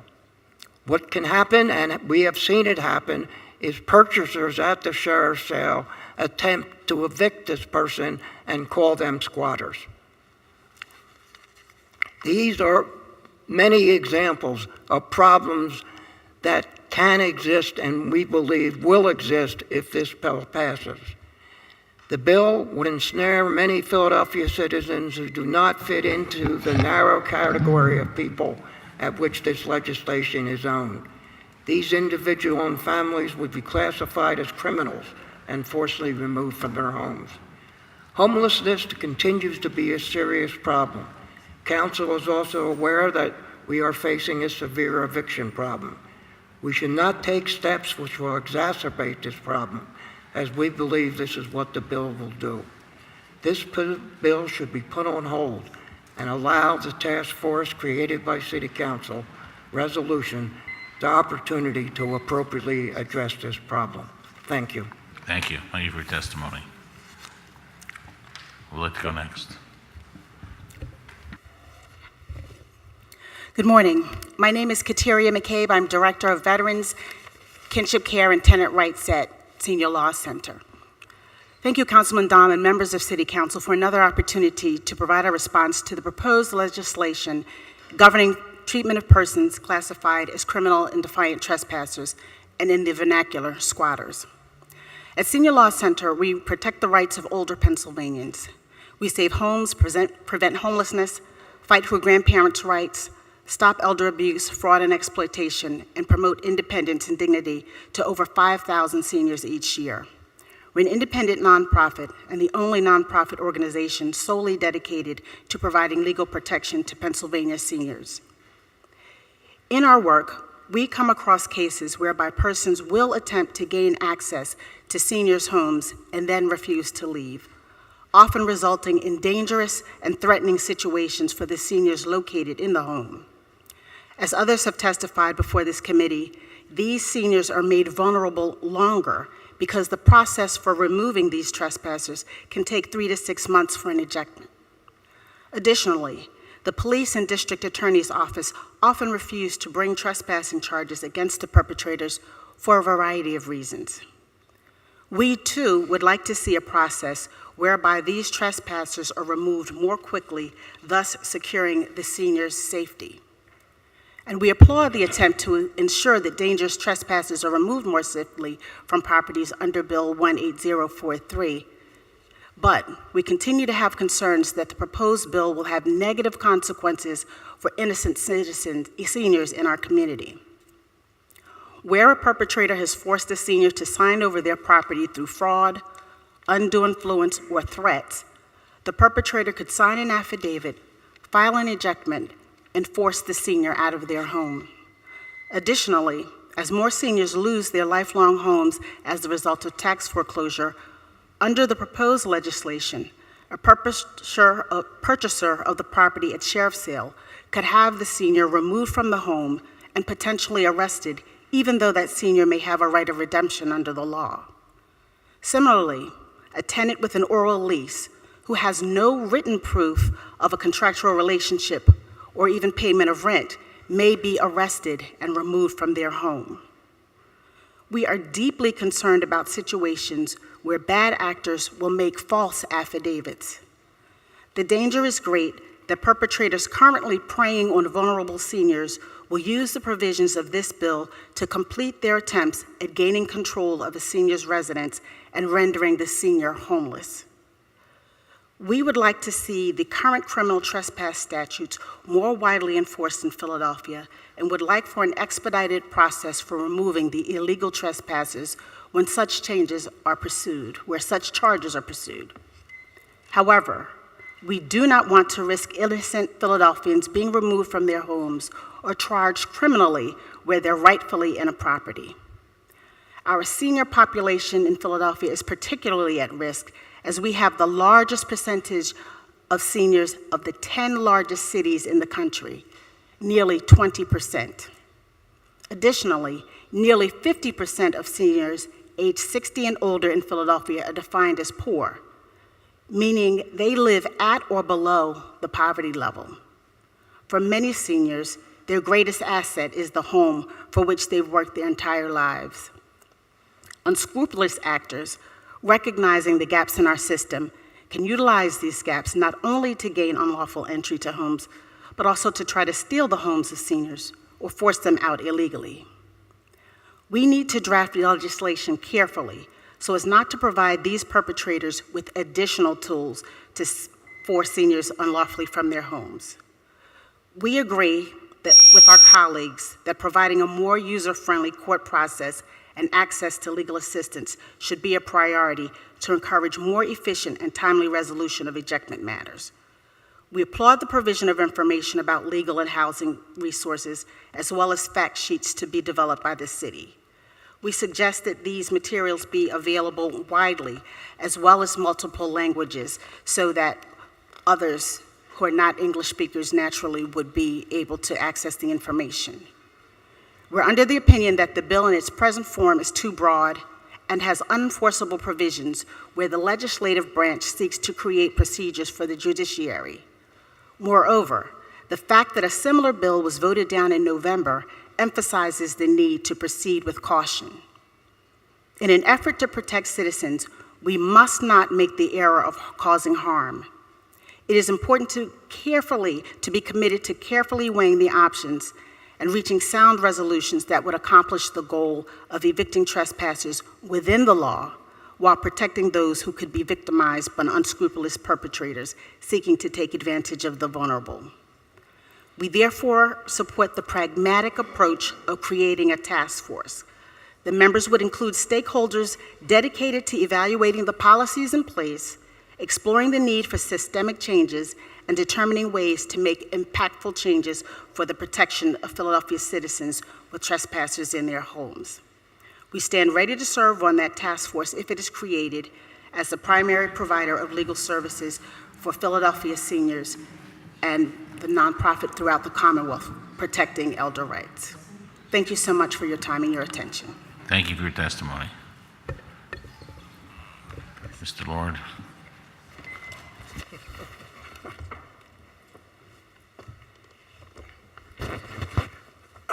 Thank you. My name is Phil Lord. I'm the Executive Director of TURN. We advocate on behalf of tenants, and we provide counseling and classes and educate tenants. This issue is very real for us. We see tenants all the time who are victims of scam artists who put them in places that they are then found not to have the right to be in, and they wind up having to move out. We see this all the time. I talked to a young man just a couple of months ago who paid rent for a year on a foreclosed property, being foreclosed, and to someone who didn't have any relationship with the owner. I've seen young people, a couple had twins, little infant children, and they moved into a property, and they found out after moving in and buying furniture and paying deposit that the person they dealt with had no right to give them the right to that property. So scam artists hurts tenants as well as owners and landlords, and we want to do something about it. I'm going to be brief because I don't see how this legislation helps anybody, I'll be honest with you. I'm reading it, and I don't know what we're talking about, because all it really does is say, okay, the police have to do what the police do, which they do anyway. We can't control the police. The courts have to go forward and provide better procedures. They're working on that already, and we can't tell them what to do about that, so that's not very constructive. It redefines criminal trespass and defiant trespasser, which I don't think is possible to do because that's state criminal law. And this definition doesn't even require mens rea or criminal intent or anything like that. So this definition is not a criminal definition, it's a civil definition. That doesn't make sense. But the bottom line is what this bill does do, which I'm troubled with, is allow a private party to go to the police station, fill out a form, and get a police officer to walk with them to a house and interrogate somebody, ask them for their ID, ask them for why they're there, ask them how they got there, find out all personal stuff, and make a record and report of that. That's very intimidating. That's an invasion of people's privacy. If there's no basis for it other than someone filling out a form, that's downright illegal. It's not even probable cause. So my understanding about this whole system is that it opens the door to harassment by people to get people out. And if you're an immigrant, if you're a returning citizen, if you're a low-income person who doesn't understand the law very well, you're going to wind up being harassed by this because this law creates that possibility. But in terms of the situations that we've heard about today, there are situations where police were already informed, where courts were involved, nothing happened. This bill is not going to change that in any way that I can see. And so I would like to solve the problem. I think the task force is a solution, a possible way to do that. I appreciate Councilwoman Parker's words. We need to come up with a real solution to address a real problem and not just go through these motions that really, in fact, only open the door up to abuse. And I think the abuse can be serious because, frankly, from our viewpoint, self-help evictions, illegal evictions are a much bigger problem than squatting, even though squatting is very serious, and I know it hurts a lot of people, and it hurts their economic situation, which is serious. But we have to find a comprehensive solution that doesn't take one party's rights away to give it to somebody else. Thank you. Thank you all for your testimony. This is Councilman Tallenberger. Yeah, I have two questions. One for Mr. Gould. First of all, thank you for being here. I mean, your working on this matter has helped me personally, and I think it helps the process. But Mr. Gould, the question I have for you, you had stated in your testimony, in the midst of the mortgage foreclosure crisis, City Council passed a resolution calling for the creation of a program to address the issue, which was a task force. How long did that take, approximately? Actually, it was done relatively quickly. Well, what's your definition of quickly? I would say in a couple months. Several meetings were put together. Judge Rizzo, of course, was involved. There were several lawyers, foreclosure lawyers, and there were several advocates. And obviously, you know, on the surface, we had competing interests because they were interested in foreclosing and we were interested in protecting homeowners. But by sitting down, even though there were very diverse views, we came up with the mortgage diversion program. It was literally in a couple months, and the program came operational. The 10-year anniversary is coming up fairly soon, and we're going to have a big celebration with all interested parties.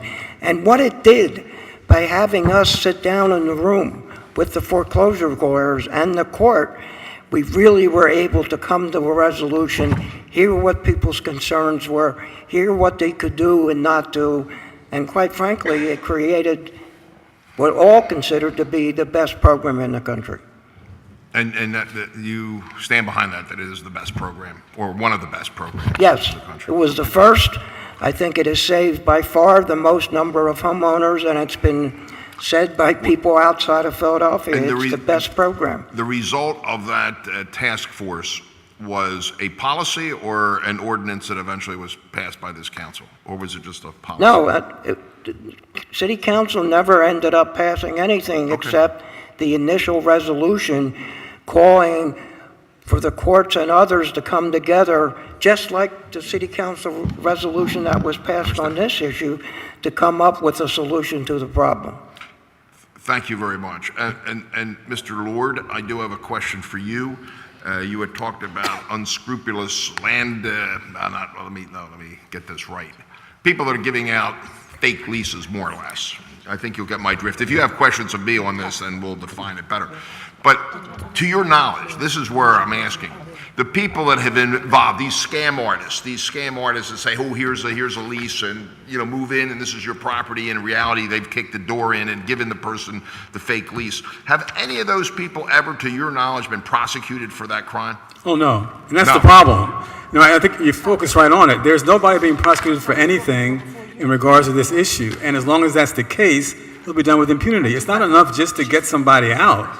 You have to make sure that the person who put them in there fraudulently has some consequences. There are no consequences. And I don't see the consequences this bill's going to generate. So I think we have to figure out the police have these blanket exclusions that are more or less their own policy, but in fact need to be modified to reflect these concerns. And that's not what's happening. Okay.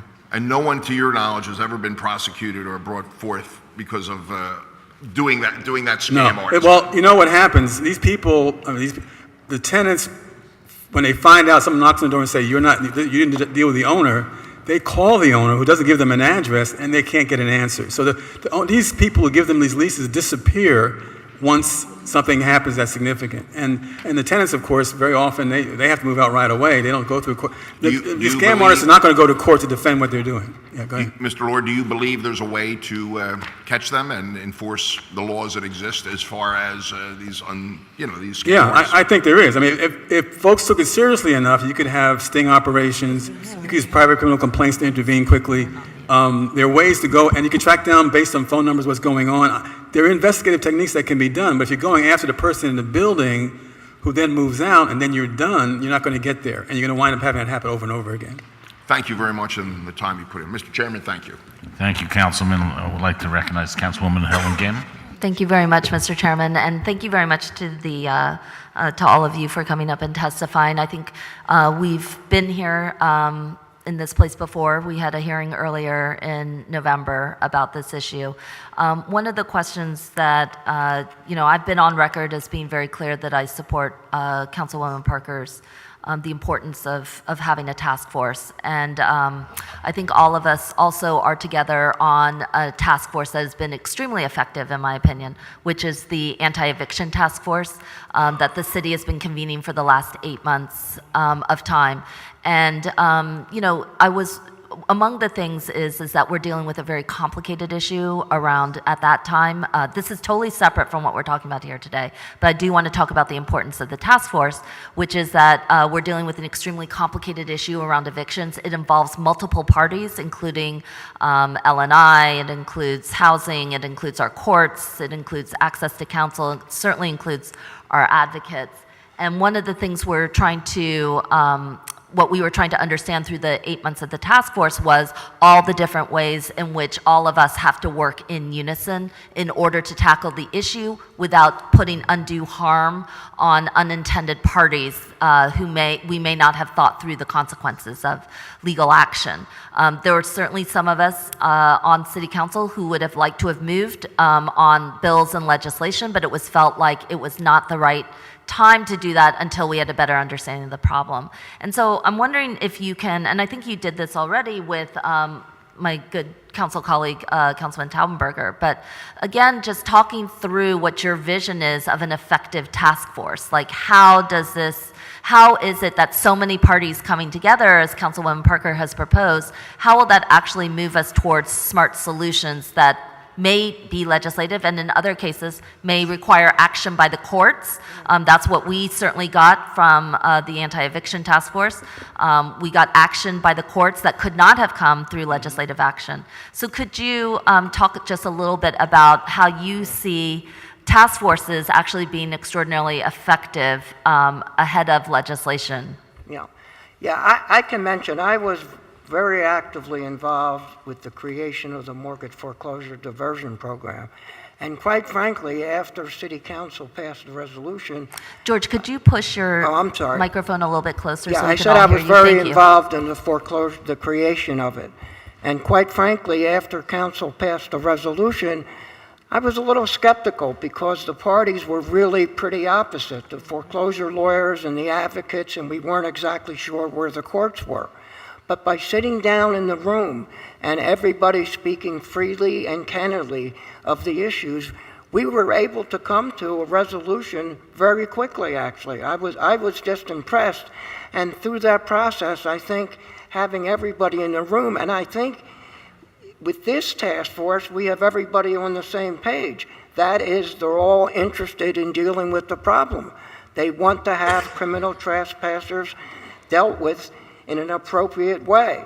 So we don't really have that conflict, which quite frankly existed in the foreclosure. So I think, reaching a resolution, I think could happen. Everybody could set forth what their proposals are, what they want to do, and we can hear from the courts what they think is appropriate, what they want to do. And I know the police and the district attorney's office is also very interested in that. So I think, a task force is really the way to go to resolve this problem. If I can add to that, I think what the testimony today over and over has alluded from people struggling with this problem on a personal level is the difficulty in getting the correct direction. They go to the police, they go to the courts, they go to L&I, they get bounced around, and they're really not directed on how the system works. And I think that that illuminates a fundamental informational gap. And having the different players in the room and sorting out what the system really is and how the system handles this, tweaking those areas that need to be tweaked, for instance, creating an expedited process through the courts that is able to respond to these urgent matters as they come up, and then having that information properly shared among all the different stakeholders so that regardless of where the person is seeking help, they're given the same correct advice about how to actually get help. Because some of the really horrible stories that have been shared today, the person bounced around for 3 or 4 months before they found their way to the courts. Nobody told them, get a lawyer, go to the courts. And had they done that more quickly, they would not have suffered as long. And making sure we get that information out there and that it's clearly and consistently the same information and it's the correct information, I think is what's crucial. And the task force will let us fix that in a way that legislation will not. Thank you. Thank you. And Mr. Lord? Yeah, if I could add, Harvey Spear, who from HAPCO, spoke earlier, and I really respect his work and what he's done. And he said that he wanted to make sure that we're considering tenants' rights in this process. And I appreciate that. And I think, from my viewpoint, we're not trying to get squatters or people who commit fraud to be able to do that against the law. We want to make sure that gets dealt with. And so we have a common ground here. It's not as though we have an adversarial relationship around this. We have to figure out what the limits are, why police have the policies they have, why the courts are not moving as quickly as they should. And if we're all in the same room, we can do that. If everybody asks us individually, do we like this bill or don't we like the bill, that's a different conversation. We can bounce off each other different ideas, different approaches, we get to a solution. I think that's what we need to do here. And is it your opinion also that a task force would be helpful towards that? I think it's essential. I think it has to happen. And just for clarity, for each of you, I know that prior to my council colleague, Councilwoman Parker, calling for the resolution for the task force, had you previously been invited to any kind of task force of that measure since our last hearing on this issue? Yes.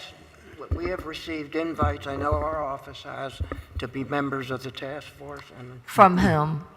Excuse me? From whom? Councilwoman yes, Parker. but before Councilwoman Parker, had you had an opportunity to be part of a task force before Councilwoman Parker invited you to the table? Well, there was no task force, didn't exist. Okay, so you had not had a chance to sit around the table with all the parties. Effectively, what I'm trying to understand is has there been a table where you've sat down with the police, with the district attorney's office, with our courts, with our other members, impacted stakeholders, prior to the councilwoman inviting you to a task force? No, there has been no task force. Thank you very much. I think that's just this is an important I'm gonna have aspect a point of information. That's inaccurate. to clarifying that. Thank you. A point of information. Okay, thank you. Councilman O?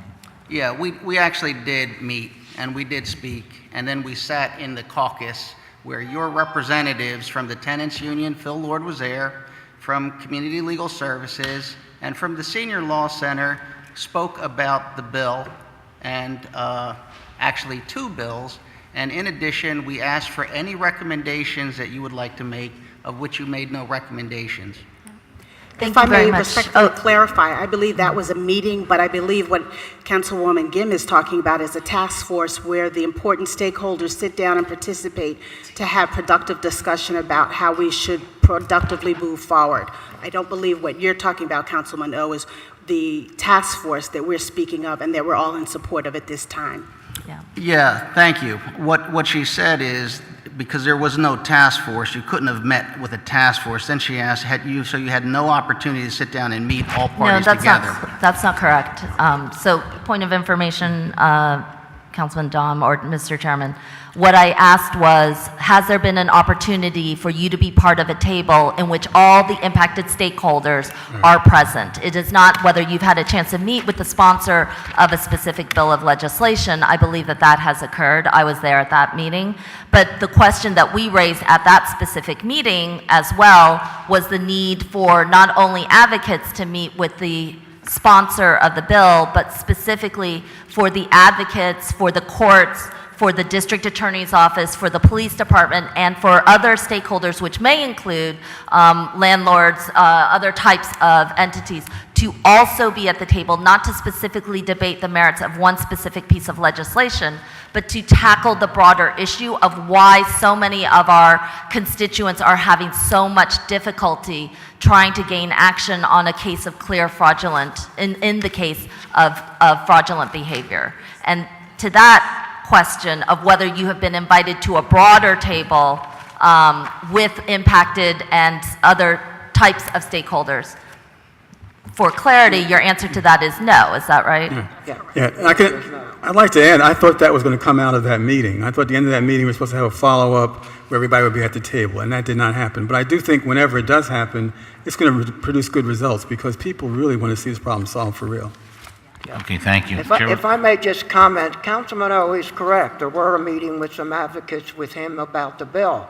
However, as you stated clearly, the court was not there, the DA was not there, the police were not there, and they're the parties, we believe, who have to be involved to set up a system to deal with this problem. We think there is an issue, a serious issue of City Council trying to tell the courts what procedures to follow and also to tell the police what they have to do. I think they should be all in the room so we can come up with that resolution. Thank you very much. Thank you, Councilwoman. Chair would like to recognize Councilwoman Parker.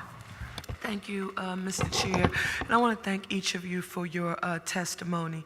I also want to say special thank you to Councilman Heenan, who during one of the previous panels provided a little clarity relative to, I think, the substance of council's ability to create task forces. I've been in this building, I'm ashamed to say it now because I'm getting older. When I was 17, I didn't feel like that. But I've been here long enough to remember that even before the foreclosure crisis, we were defining predatory lending in the city of Philadelphia. And in order for mortgage products like Phil Loan, Mini Phil Loan, the bill that was passed, we had a predatory lending task force that worked with the industry. I'm not sure how many of you remember that, but there was subprime lenders and prime lenders, along with, I see my friend Irv Ecclesburg and Ira Goldstein and just Acorn and all of those agencies. And we were in the room at a table hammering out what this process will look like.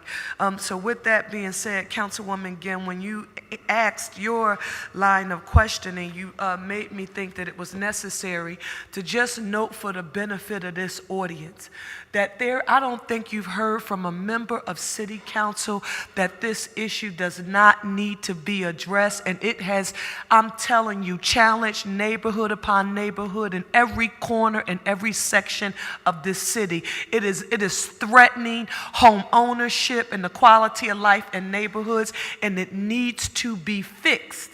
But what you have heard today, I think from each of you who have testified, is that if we're going to proffer a solution, it should be done with all stakeholders, those who are engaged in this process, to have a voice.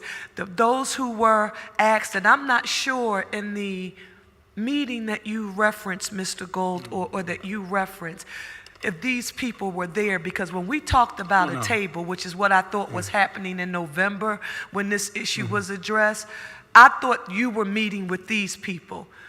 The courts, because we have said in this legislation that the courts will have 5 days to respond.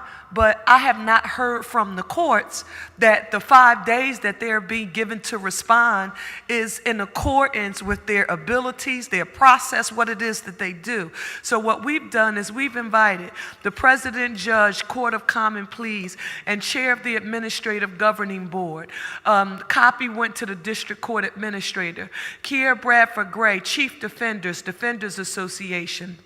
District Attorney Larry Krasner, our Commissioner Richard Ross, our L&I Commissioner Dave Perry, Tom Conway from CLIP, Commissioner David Jones from DBIDS, Elizabeth Hirsch from the Office of Homelessness, Deborah McCarthy from Philadelphia Water Department. Why? We've heard these heartaches, these stories about utilities, along with PICO, along with PGW. In addition to that, we have Craig, the president of PGW, James Leonard from Records, Cynthia Figueroa from DHS, Michael Pratt, the city solicitor, George Gold, Snyder, Phillips CLS, Senior Law, Public Interest, Turn, GPAR, HABCO, and all members of council. So again, I just wanted to note for the record that when you all talked about, I remember the hearing in November because I had an emergency and couldn't attend. I remember the issues that were raised. I remember some saying that a group would come together to hammer out the challenges. And I thought that when you said you were bringing stakeholders together, George, I'm thinking the meeting that you referenced that you attended, that the law enforcement officials, along with the courts, along with legal counsel, that all of these stakeholders were going to be at the same table, and you were going to be hammering out all of the challenges that you referenced so that we could come back united and vote for this, because I also want to be clear for the record that there's no one person in this body who cares about this issue more than the other. This is about quality of life in neighborhoods and home ownership, and as I just said, the Councilwoman Cindy Bass in the 9th Councilmanic District, city has a 52% home ownership rate. In the 9th Councilmanic District, I have 64 to 67%, and in some neighborhoods, almost 74% home ownership. So, Councilwoman, as I just mentioned, I get this. Councilman Domb, Councilman Taubenberger, and Councilman O, because of your leadership, you are right on this. These horror stories we heard, they are wrong. I just beg of you all, please allow us to go back to the table, Councilman O, allow the stakeholders we just mentioned the ability to hammer out a compromise on the powers associated with the courts, the powers associated with the police department, the powers associated with our city. And if they can't get it done, Councilman, on that first day that we meet to say that, okay, here's a path, we can get it done, then maybe it's not possible. But we should at least say that we have put everyone together at a table to hammer out any unintended consequences. And and that's our issue, because this issue is challenging and damaging neighborhoods across the city of Philadelphia. And these are horror stories that you heard from residents paying full mortgages, $2,000 a month, and someone changes the locks. We know that story, and that is wrong, but we've got to cross our T's and dot our I's. And so I just wanted to say thank you, and Councilwoman Gim, thank you for outlining. I thought that this meeting had already occurred. Forget the task force, but I thought that there was a meeting, because I remember asking, can you just meet with all of the stakeholders? So I thought that everybody from the group that I just mentioned was a part of that meeting, but unfortunately, that did not occur. Thank you all for your testimony. Thank you, Councilwoman. Are there any other questions for this panel? Seeing no further questions, thank you. I'd like the clerk to call the next panel, panel number 6. Morris Simpkins, Margaret Green.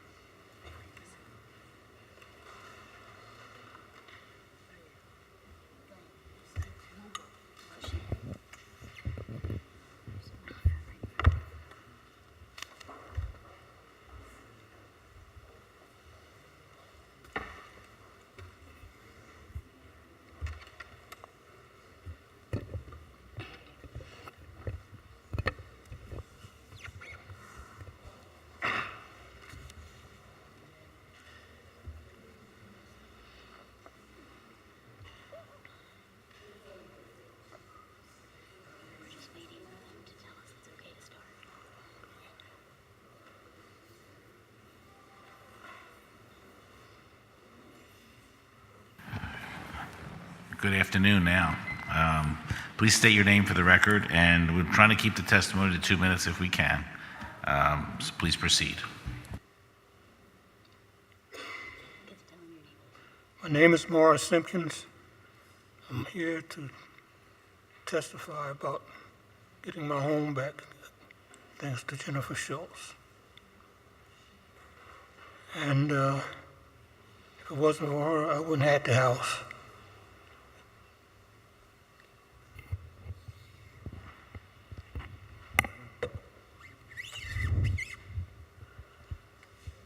And if it wasn't for her, I'd have been in a world of trouble.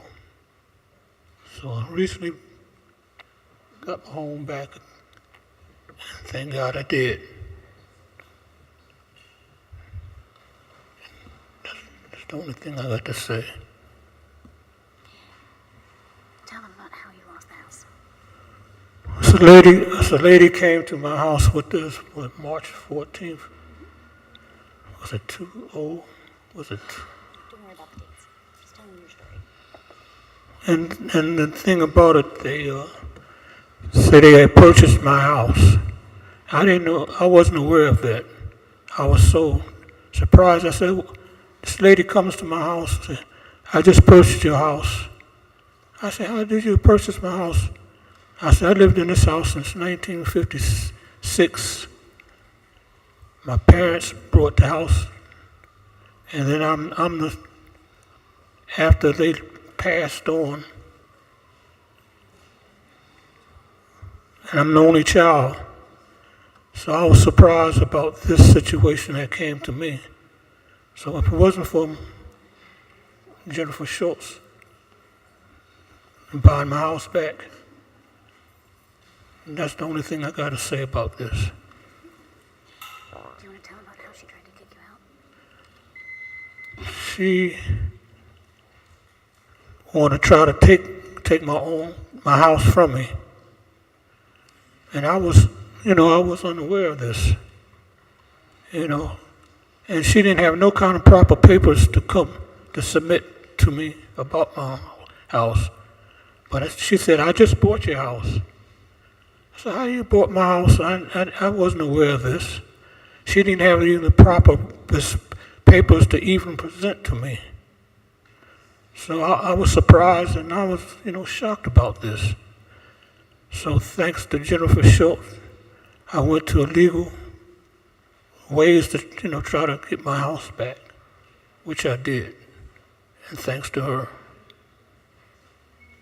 Thank you. Thank you. Thank you very much for your testimony. Good morning. My name is Margaret Green. I live in North Philadelphia. I was in a bad situation at the time, and the guy proposed to me. It was his house and his son's house, and they rented me the house. I started having issues about the water, so I called them because I was in the process of making the repairs myself as a part of the agreement of me moving in. And when I called to tell him what the water department said, I never heard from nobody again. I moved in this property 2015. I've been there up until recently. I got a letter in the mail from City Hall stating that it was a fraudulent document was submitted to their record room. I came down here. While I was down here trying to find out what was going on, the guy from the neighborhood was banging on the door talking about something. He bought my house through sheriff's sale. And basically he just want to come in, he want to fix it. I can give him rent and things of that nature. And I'm just in a lose-lose situation, basically, because I don't have no rights. I tried to do everything. I was complying with L&I, trying to keep the house. I tried to pay the back taxes. I didn't have no rights. I still maintained the property. There's no living heirs, no nothing. I've been in this property since 2015, and now the house, he trying to take it over, and it's getting ready to go to share itself. So I'm in a lose-lose situation, and me and my children about to be in the street. And I just been taken for granted all the way around the board. Thank you. So Jennifer. Thank you. Both Mr. Simpkins and Ms. Green also have a written testimony that fleshes out the facts of their cases a little more. If I can provide a little clarity, Ms. Green is currently dealing with a deed fraudulator. He claims that he owns the property. The deed that he has is dated April of this year and was purportedly signed by two women who've been dead for over a decade. 10 years. Sorry? I said over 10 Yeah, years. over 10 years.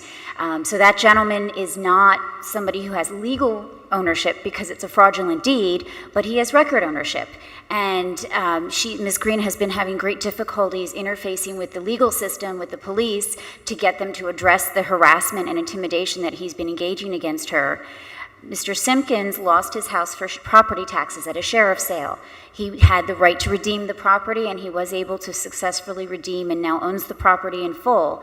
But during that time when he was getting the money together to complete that right of redemption, the sheriff's sale purchaser engaged in a very hostile campaign to try and get him out of the property. She tried to shut the utilities off. She had the police come out to the house multiple times claiming he was a squatter. She even attempted to evict him through the landlord-tenant courts by signing false documents saying that there was an oral lease when no agreement had ever been made.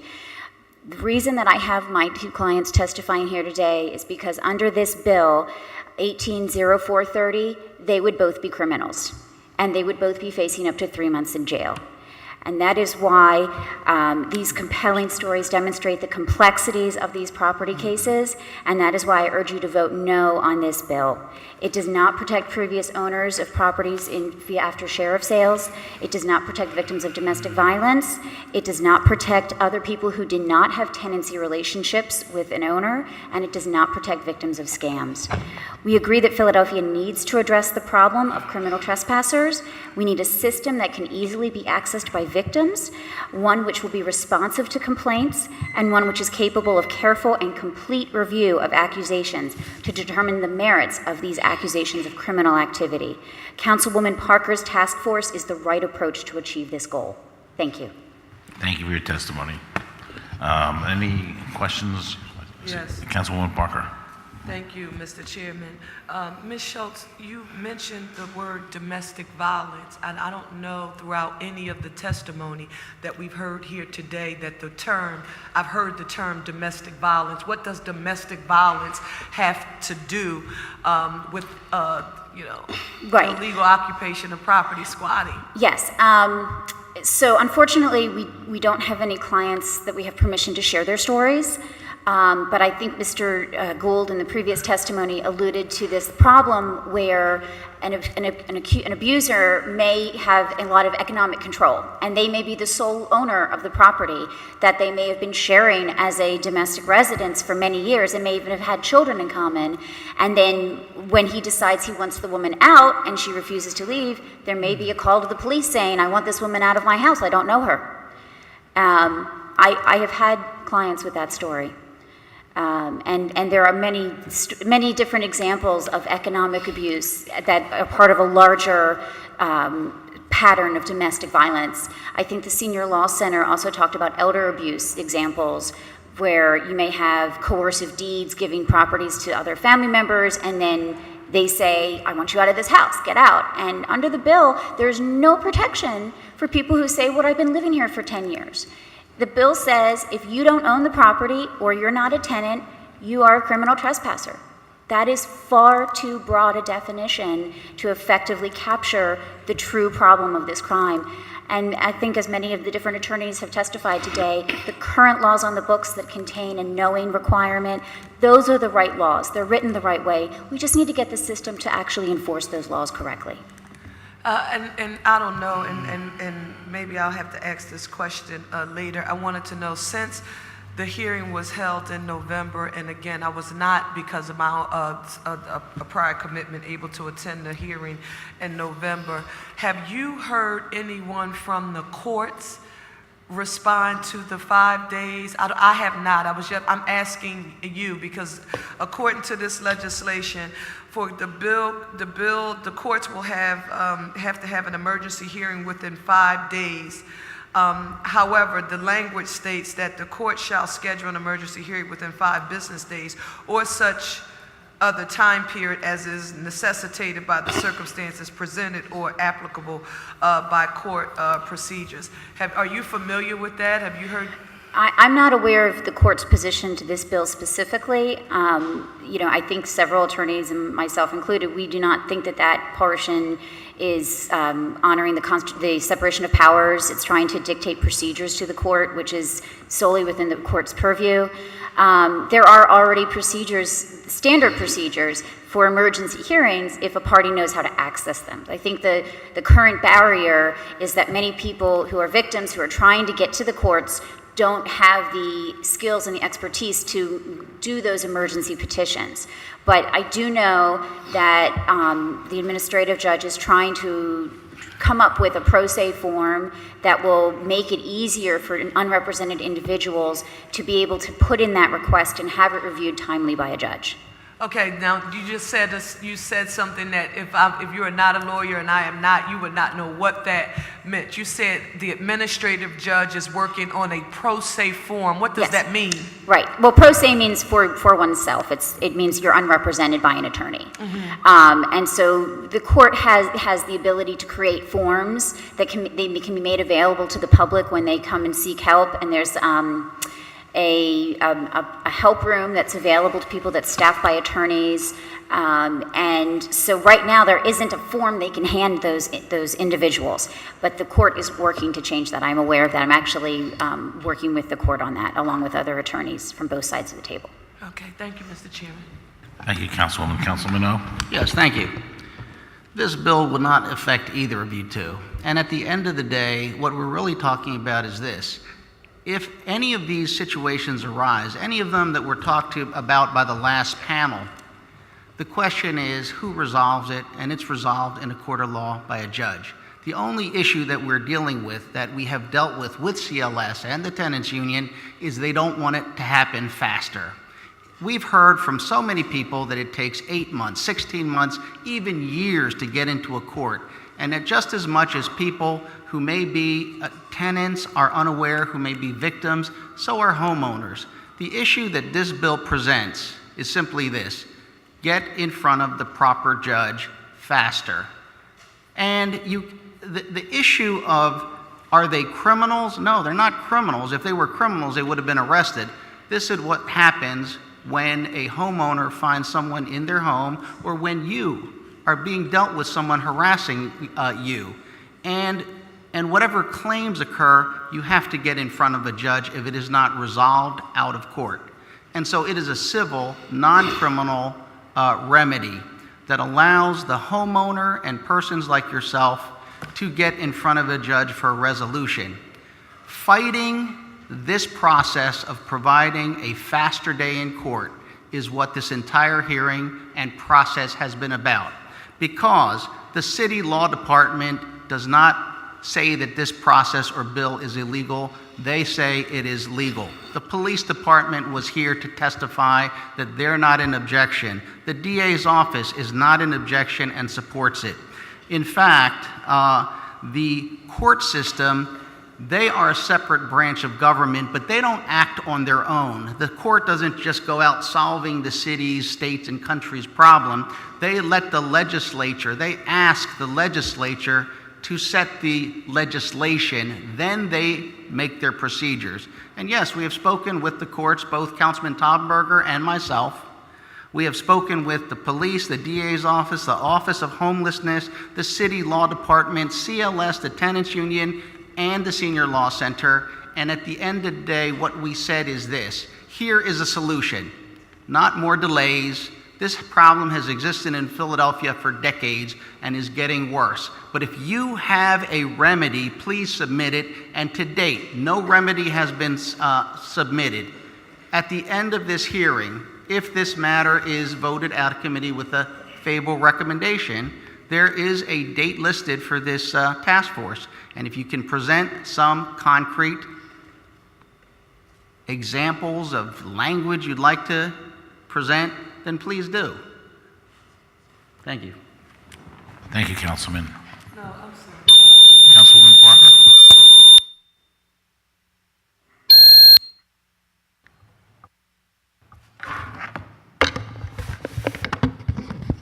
Let me just note for the record, Councilman Domb, and again, it is highly likely that this bill will pass out of committee today with a favorable recommendation. Now, I'm not a magician, but, I went to elementary school and I can do some simple math. Let me say this to residents of the 9th Councilmanic District, because those are the people who I've been working with very specifically about this issue, is that one, we know that this issue needs a process that is instituted to address it so that we can get remedies that don't take month after month. I will tell you what you are never going to hear from me is you will never hear me come to a meeting and communicate to you that I have a bill that will have this issue addressed within, have you in front of a judge within 5 days. 5 days. That is what has been communicated to the public about this bill. When that is not the case, you heard me read the section, and I will read it again. The language in the bill, for example, we can't force the courts to have an emergency hearing within 5 days. And even the language in the legislation, it reflects it. It says the court shall schedule an emergency hearing within 5 business days or such other time period as is necessitated by the circumstances presented or applicable court procedure. Now, again, I'm just saying, let's be direct. Don't tell people that you have a process that you're putting in front of them where you're going to be, I can guarantee that you get to a judge within 5 days when that is not what the legislation says. So I want to just speak because, again, I can only be held accountable for my own vote, and this is an explanation for mine. You heard from Community Legal Services, you heard from the Senior Law Project about the unintended consequences this can have on senior citizens who, through forced coercion, could have someone force them to sign some documents, and they gave very specific examples, and who could be impacted by this. I had never even thought about mentioning today the issue of domestic violence until you reiterated it in your testimony. In addition to that, I think everybody has agreed, and I surely agree, that this 6 months, 12 months, 16 months, all of the horror stories that we have heard today, that, listen, they are unnecessary and they are illogical, and we need a process. But I would argue that the voice of reason here today is saying, before we move anything forward, is it at all possible, and I don't know, maybe it's just me because this is the way I've always worked to put together any legislation that's been complex.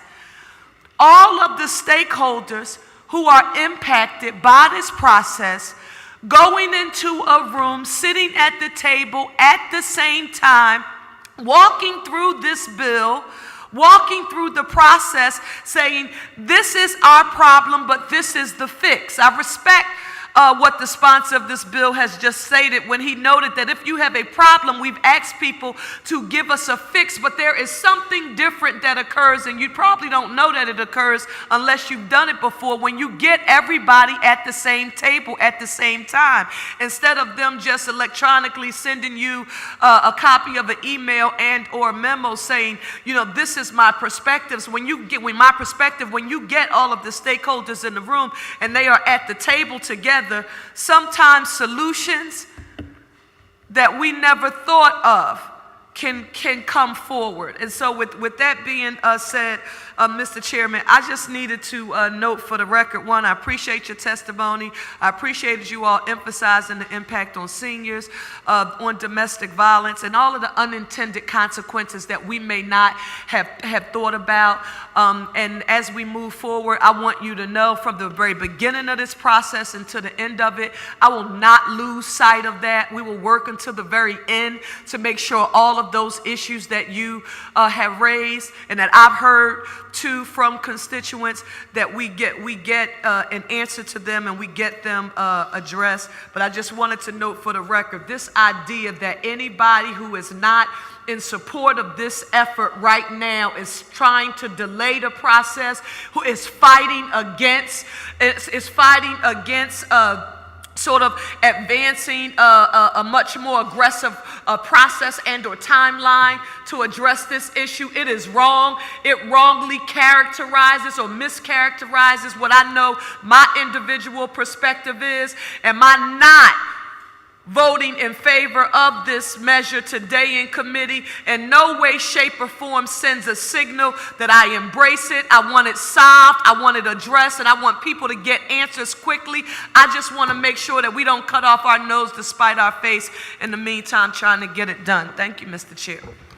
Thank you, Councilwoman Parker. I just want to reiterate that I believe all of our colleagues, all 17 council people, want to solve this issue. And we're all on the same page, and we're trying to bring everybody together to get peaceful resolution, to get a good solution here. So thank you, Ms. Schultz, Ms. Green, and Mr. Simpkins for your testimony today. Thank you for coming down. Thank you very much. Would the clerk call the next panel, please? Gladys Lackey, Brianna Cannon, Robert Clegg, Michael Galdi.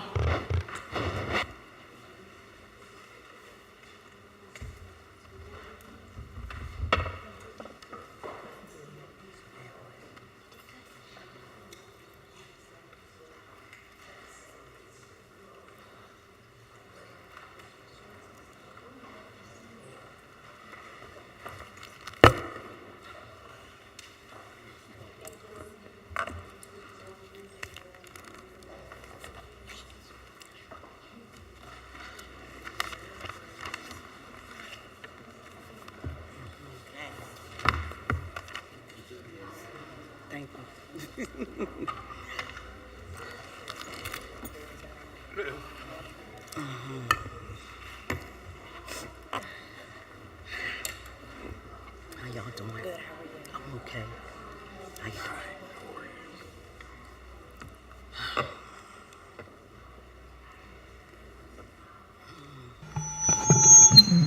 Good afternoon, and we'd like to get started. We're trying to, again, keep the testimony to 2 minutes if possible. Please state your name for the record, and let's start. My name is Michael Galdi.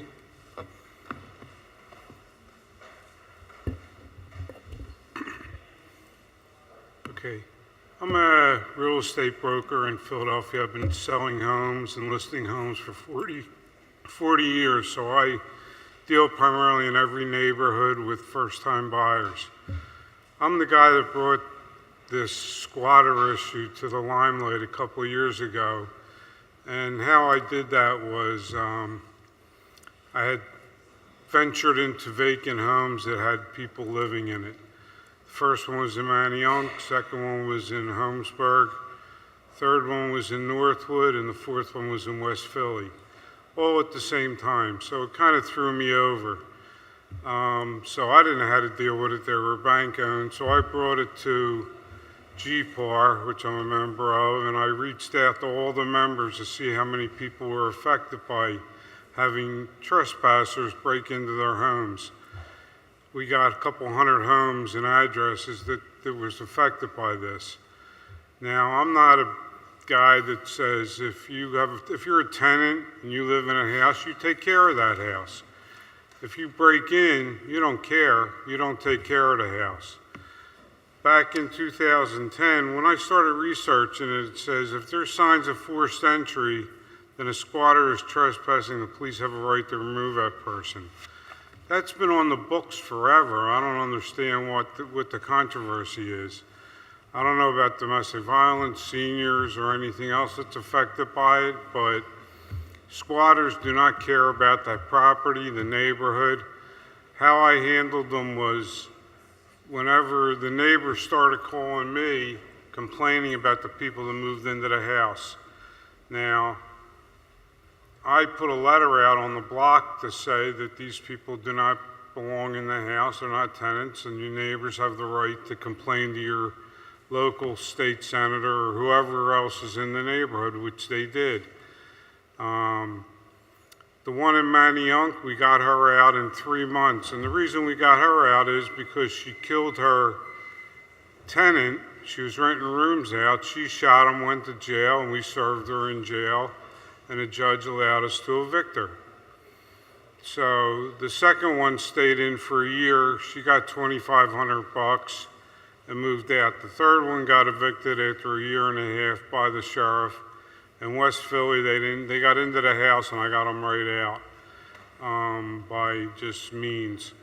So I don't know where the answer lies with this bill, but I know that if you don't belong in the house and you broke in, you don't belong in the house.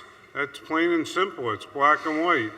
If you're a tenant with a real lease and you went to a reputable person and gave them deposits and signed the lease, and you moved in, they gave you the keys, you belong in that house and you'll take care of it and become a good neighbor.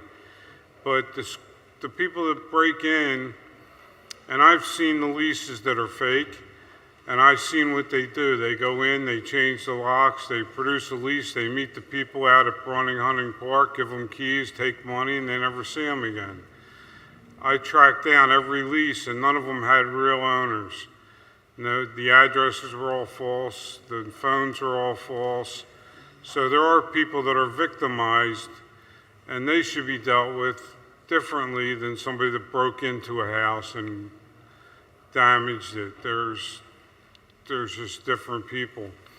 I deal in every neighborhood and I see the same thing. It's the same people doing the same things. I think one time one of the councilmen asked if anybody was ever arrested for doing this. I think I heard of one person being caught doing that. I'm not sure of the time frame and all, but I do know that I tracked them down. I got all my guns and I tracked down people that were given fake leases, and they're hard to prove, so. Okay. I'm glad that we got to this point 2 years later. Thank you for your testimony. Thank you.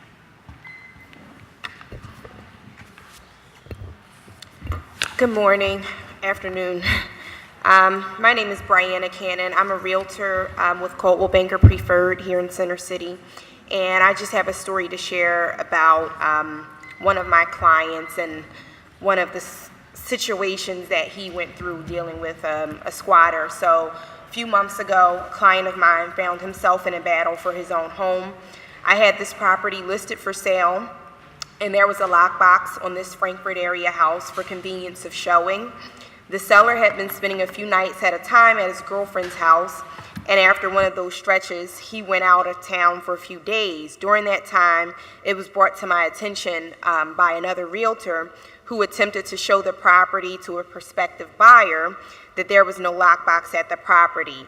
I alerted the seller, and the following day he went to the home, and to his surprise, there was a family living in his home. They claimed that some guy had rented the house to them and they paid this person in cash. They showed the seller a piece of paper that was supposed to be a lease, but it had no rental amount or any other terms on it. The seller called the police, who told him that because the people had been there for more than 72 hours at that point, he would now have to go to the courts and start an eviction process. Eviction, he questioned. How can I evict someone that I never even rented to? I live here. I was away for a few days and now I can't even come back home. He was in disbelief and out of a place to live in this moment. So the next day he went back to the police. He went to the police station to try for different results and was told by an officer that who had overlooked the picture of the bogus lease that the new occupants had showed the seller. The officer told him it was definitely fraudulent and advised the seller to go back to the property and to call 911 again and to let the operator know that people were trespassing in the house. The seller followed what the officer told him, and he just had the same results as the previous night. So the officers arrived on the scene. They reiterated that they would have to start an eviction process and warned him that he could be tied up for possibly a few months trying to get these people out, and that it could be quite expensive. So we took the property off the market, of course. There were showing requests that we had to turn down due to this issue. The seller did come down here to the courts to file for an eviction. Unfortunately, after he served them court papers stating that they would have to appear in court to approve they had a rightful lease to the house, the people ended up just leaving, and after about a week. But it took him a few more weeks on top of that before he could return to live in the home and to get it back on the market. During that time, the seller had to clean up the house, get rid of the smell of drugs and cat urine, and install a security system, obviously. The current laws and protocol do not protect property owners who in this case still reside in the property and are virtually left homeless during this long, arduous, and potentially costly eviction process. Okay, thank you. Well, the chair would like to recognize Councilwoman Blackwell, who has joined us. Thank you. Our next witness, I believe, is that Mrs. Lackey. Yes, my name is Gladys Lackey. Good afternoon. And I'd like to thank Councilman O and Councilperson Dunn for coming out, and Councilperson Blackwell for coming out to my house to observe some time ago. My name is Gladys Lackey. I've lived in the Germantown area since 1956, when my parents bought their property, their first property. After purchasing all the materials I needed to renovate my property, I went there to check on my house, and to my amazement, a fence had been erected, and the fence was part of the materials that I had put inside. After investigating further, I found out that squatters had taken over my property and the materials left inside. Once I found out squatters was in my property, I immediately called the police district, and that was when my nightmare began. And I like to interrupt by saying, I'm a senior citizen. I'm 70 years old, and that this really affects me, you know. Having said that, let me continue. I was bombarded with court fees. Nothing seemed to get close to closure, come close to closure. In order to get assistance with procedures, I visited and made phone calls, various elected officials so they could advocate and place calls and write letters in my behalf.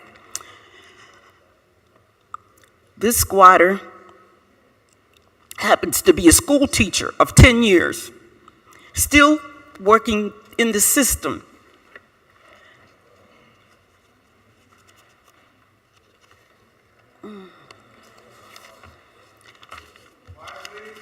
The other person claimed to be a contractor of 20 years.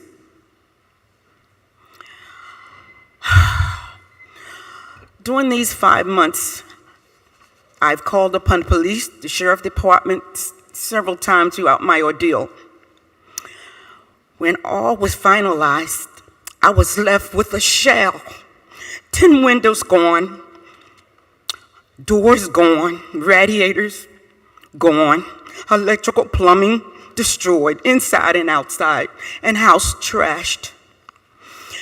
At this time, I was handed a letter from the mayor, and up until now, no one has been accountable for any of my losses. No one. I am appalled. I am outraged.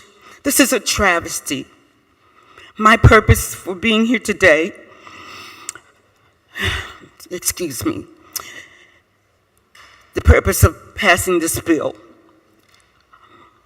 that no one will ever have to go through what I've experienced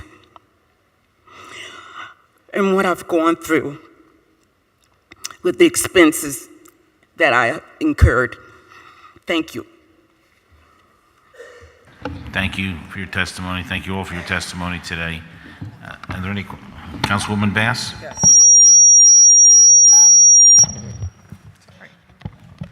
Thank you. Ms. Lackey, I just wanted to say that I'm sorry to hear of your ordeal that you've gone through, for you and so many others who have, literally, almost walked out of your property and walked back to find someone has taken it over. And, what we're doing today is really trying to find the balance between recognizing people who have been taken advantage of, and then there are people who clearly know better. Someone who is a school teacher and who, is, very familiar with, obviously, how to operate the system.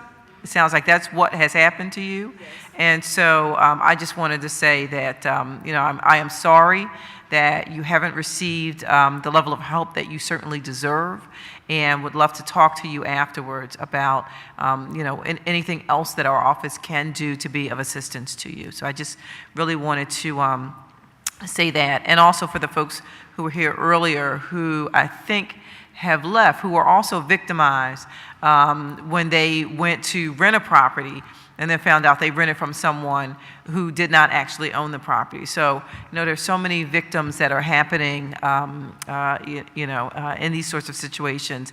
The bill is going to be voted on, I know, very shortly.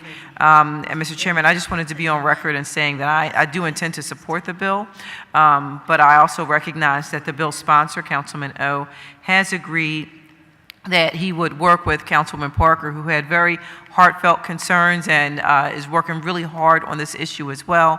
So I'm looking forward to working with the two of them to try to bring some resolution for everyone affected. So thank you so much.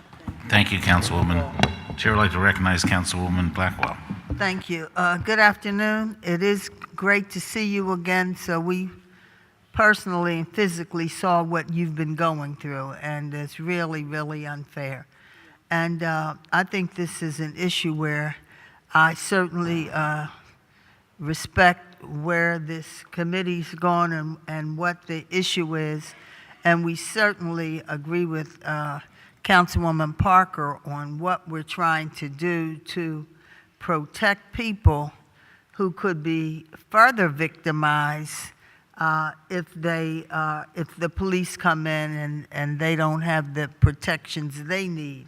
So we're hopeful that we can get this done. And while I'm supporting this bill, certainly I support us trying to come up with something.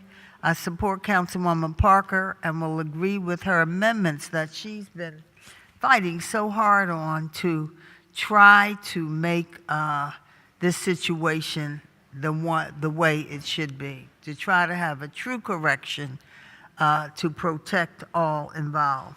Thank you. Thank you, Councilwoman. Thank you all for your testimony today. Thank you very much for being here. Thank you. The public hearing on Bill number 180430. We will go into a public meeting shortly to consider the action to be taken on Bill number 180430.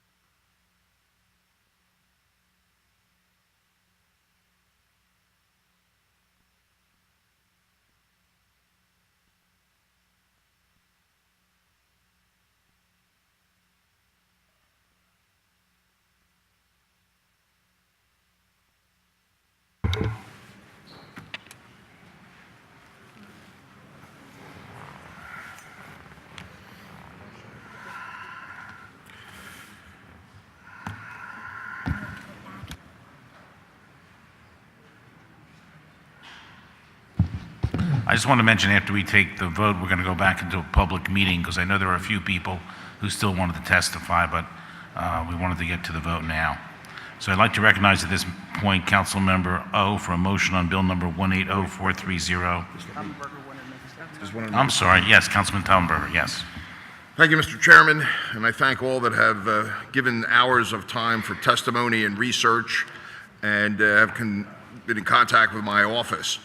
I'd like to say, though, before the vote is cast, that I am supporting this bill, though I believe very clearly it is not a perfect piece of legislation for a number of reasons. But I'm supporting it because we're at a crisis point with illegal tenants and, as you want to call them, squatters or criminal trespassers, and something must be done now. I have personally been involved in 3 criminal trespass situations. I've seen the harm these incidents can do to the rightful owners in Philadelphia, to the neighbors, and to my knowledge, we are the only big city in America that has a problem of this nature. However, I do not believe this bill is the complete answer. It's merely a starting point. It is not entirely possible, if not practical, that this bill will see further amendments, and it can and should be made better. I look forward to serving on the task force, which is very much part of Councilwoman Parker's resolution. I have already agreed to do that, and I look forward to working with her. I also need to advise my colleagues, which they may know or may not, that my dear friend and colleague in the State House, State Representative John Taylor, who actually first brought the first situations of criminal trespass to my attention, is working on state legislation to address the criminal trespass issue. And should that pass, that new legislation could very much curtail the issue that legislation would likely supersede the city's own. But in summary, I am voting aye on this bill. Before we go to Councilman, I just want to echo some statements as the chairperson. I'm in support of the bill. I'm also in support of Councilwoman Parker's task force to meet. And as Councilman Taubenberger said, all of us here have the same goal, including those council members that aren't here, and that is to solve this problem in the right way. So whatever we can do to solve it in the right way, that is our goal. It was our goal back in November, and I'm glad we're continuing to move forward to achieve that goal. So with that, Councilman O. Thank you, Mr. Chairman. I move that Bill number 180430 be reported from this committee with a favorable recommendation, and further move that rules of council be suspended to permit first reading of this bill at the next session of council. Second. It's been moved and properly seconded that Bill number 180430 be reported from this committee with a favorable recommendation, and further move that the rules of council be suspended to permit first reading of this bill at the next session of council. All those in favor of the motion will signify by saying aye. Aye. Those opposed? No. The ayes have it, and the motion carries. Bill number 180430 will be reported from this committee with a favorable recommendation with a request that the rules of council be suspended to permit first reading at the next session of council. I guess we'd like to, is there other people who wanted to still testify on this bill? Sure, come forward, please.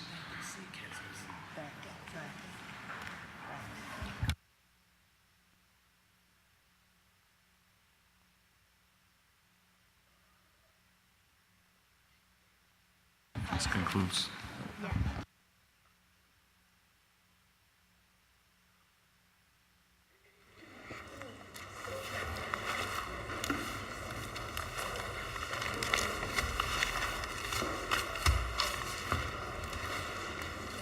Okay. This concludes the public meeting, and we're going to go back into the hearing. And could please state your name for the testimony. My name is Julie Ann Benoit.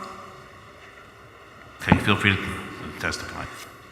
There are several issues that were brought up today, and I think my situation sort of covers them all.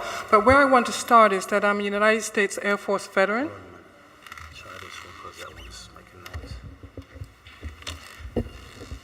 I'm a United States Air Force veteran. Can you?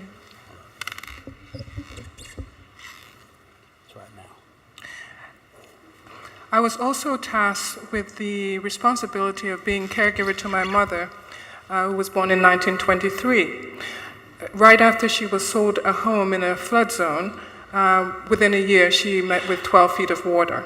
Following that, she ended up with 4 strokes. I then became her caregiver, and the property that was flooded was signed over to me as a power of attorney and advance medical directive. In conjunction with being her caregiver, I was then faced with 2 floods, the first of which was a malfunction with the waterways. Water dam had broken and had given us about 4 or 5 feet of water. By that time, we had no heat. The furnace had been washed out. The water heater had been washed out. We didn't receive any kind of assistance. We were directed by the council to seek a low-interest loan. That was out of the question because as we were already living on a fixed budget, although we had gone through all of the agencies to receive compensation or assistance for being a relative or a caregiver of an elder parent or relative. There was no compensation given, so we were already on a fixed budget. With my mother having 4 strokes and was diagnosed with breast cancer, money was not the primary concern for me. Keeping her alive was. After suffering the 2 floods, there again came another situation where my mother had to be placed in a long-term care facility because we had no heat and no hot water as a result of the flood. During that time, my mother was placed, and I was tasked again with recovering our home. This was after being flooded twice. About 95% into the renovation or restoration of our home, we were flooded again. This time I made contact with White House and let them know that we needed federal assistance because the last time we were flooded, the help did not come. Having been subject to multiple floods within a short period of time, I felt it was necessary to make that connection myself instead of reaching out to people who had never suffered from a flood and did not know what kind of issues you have to be faced with. Given a quarter bottle of disinfectant, a quarter bottle of bleach, a disposable mop and a disposable broom, a pair of gloves is not sufficient when you have to take out hundreds of gallons of water off your house, especially when your life has to stop in order for you to do so and you have an elder relative to take care of. My experience with the United States Air Force helped me to understand the chain of command and documentation management. So immediately after contacting the White House and receiving federal compensation, I immediately went out and started the process of renovation and restoration. During this time, my whole life had to stop, and my life was only focused around maintaining our homestead, which was purchased by my sister then transferred to my mother, and then to me and to my family so that we would always have a place. When FEMA came in to do the assessment of the damages, the pictures were taken, but before that happened, you have to show ownership. FEMA would not even enter the home unless the homeowner was there. Excuse me, we're Yes. trying to keep the testimony to 2 minutes, so if you could just summarize. Yes, I am. Okay, thank you. All right. Some of the issues involved or that were raised today were elder abuse. When a person has taken everything that they own, everything that they've worked for, and sort of like downsized it and put it into a little home, and then gets flooded out, there has to be more than just a task force of council people who address the issues that are related to flooding. Now flooding is happening in areas where flooding never happened before. You can't assess, well, this is a 100-year floodplain and this is not. There are new properties that are being built that the next year they're being flooded out. We have to have federal individuals who are familiar with the federal laws and the protections. We have to have veterans on staff who are familiar with the veterans' protections. When you have certain rights that have been granted to you that are inalienable rights that are granted to you for life as a United States Air Force veteran, they should not be addressed by... I'm sorry, but Yes. I can give you another 10 or 15 seconds because we have another hearing that's coming up and we're already 25 minutes late. Okay. So just trying to summarize in 10 seconds if you could. All right. Well, when you have a situation when you're asking for individuals to deal with something as if it's a civil matter when it's definitely criminal, how can you have someone who has violated the federal laws, committed fraud, presented fraudulent documents, and still say it's not criminal and it's a civil matter? Okay, thank you for your testimony today. You're Thank welcome. you very much. There being no further business before the Committee on Housing, Neighborhood Development, and the Homeless today, this concludes the public hearing and the business of the Committee on Housing, Neighborhood Development, and the Homeless for today, and thank you very much for your attendance. Thank you. Thank you.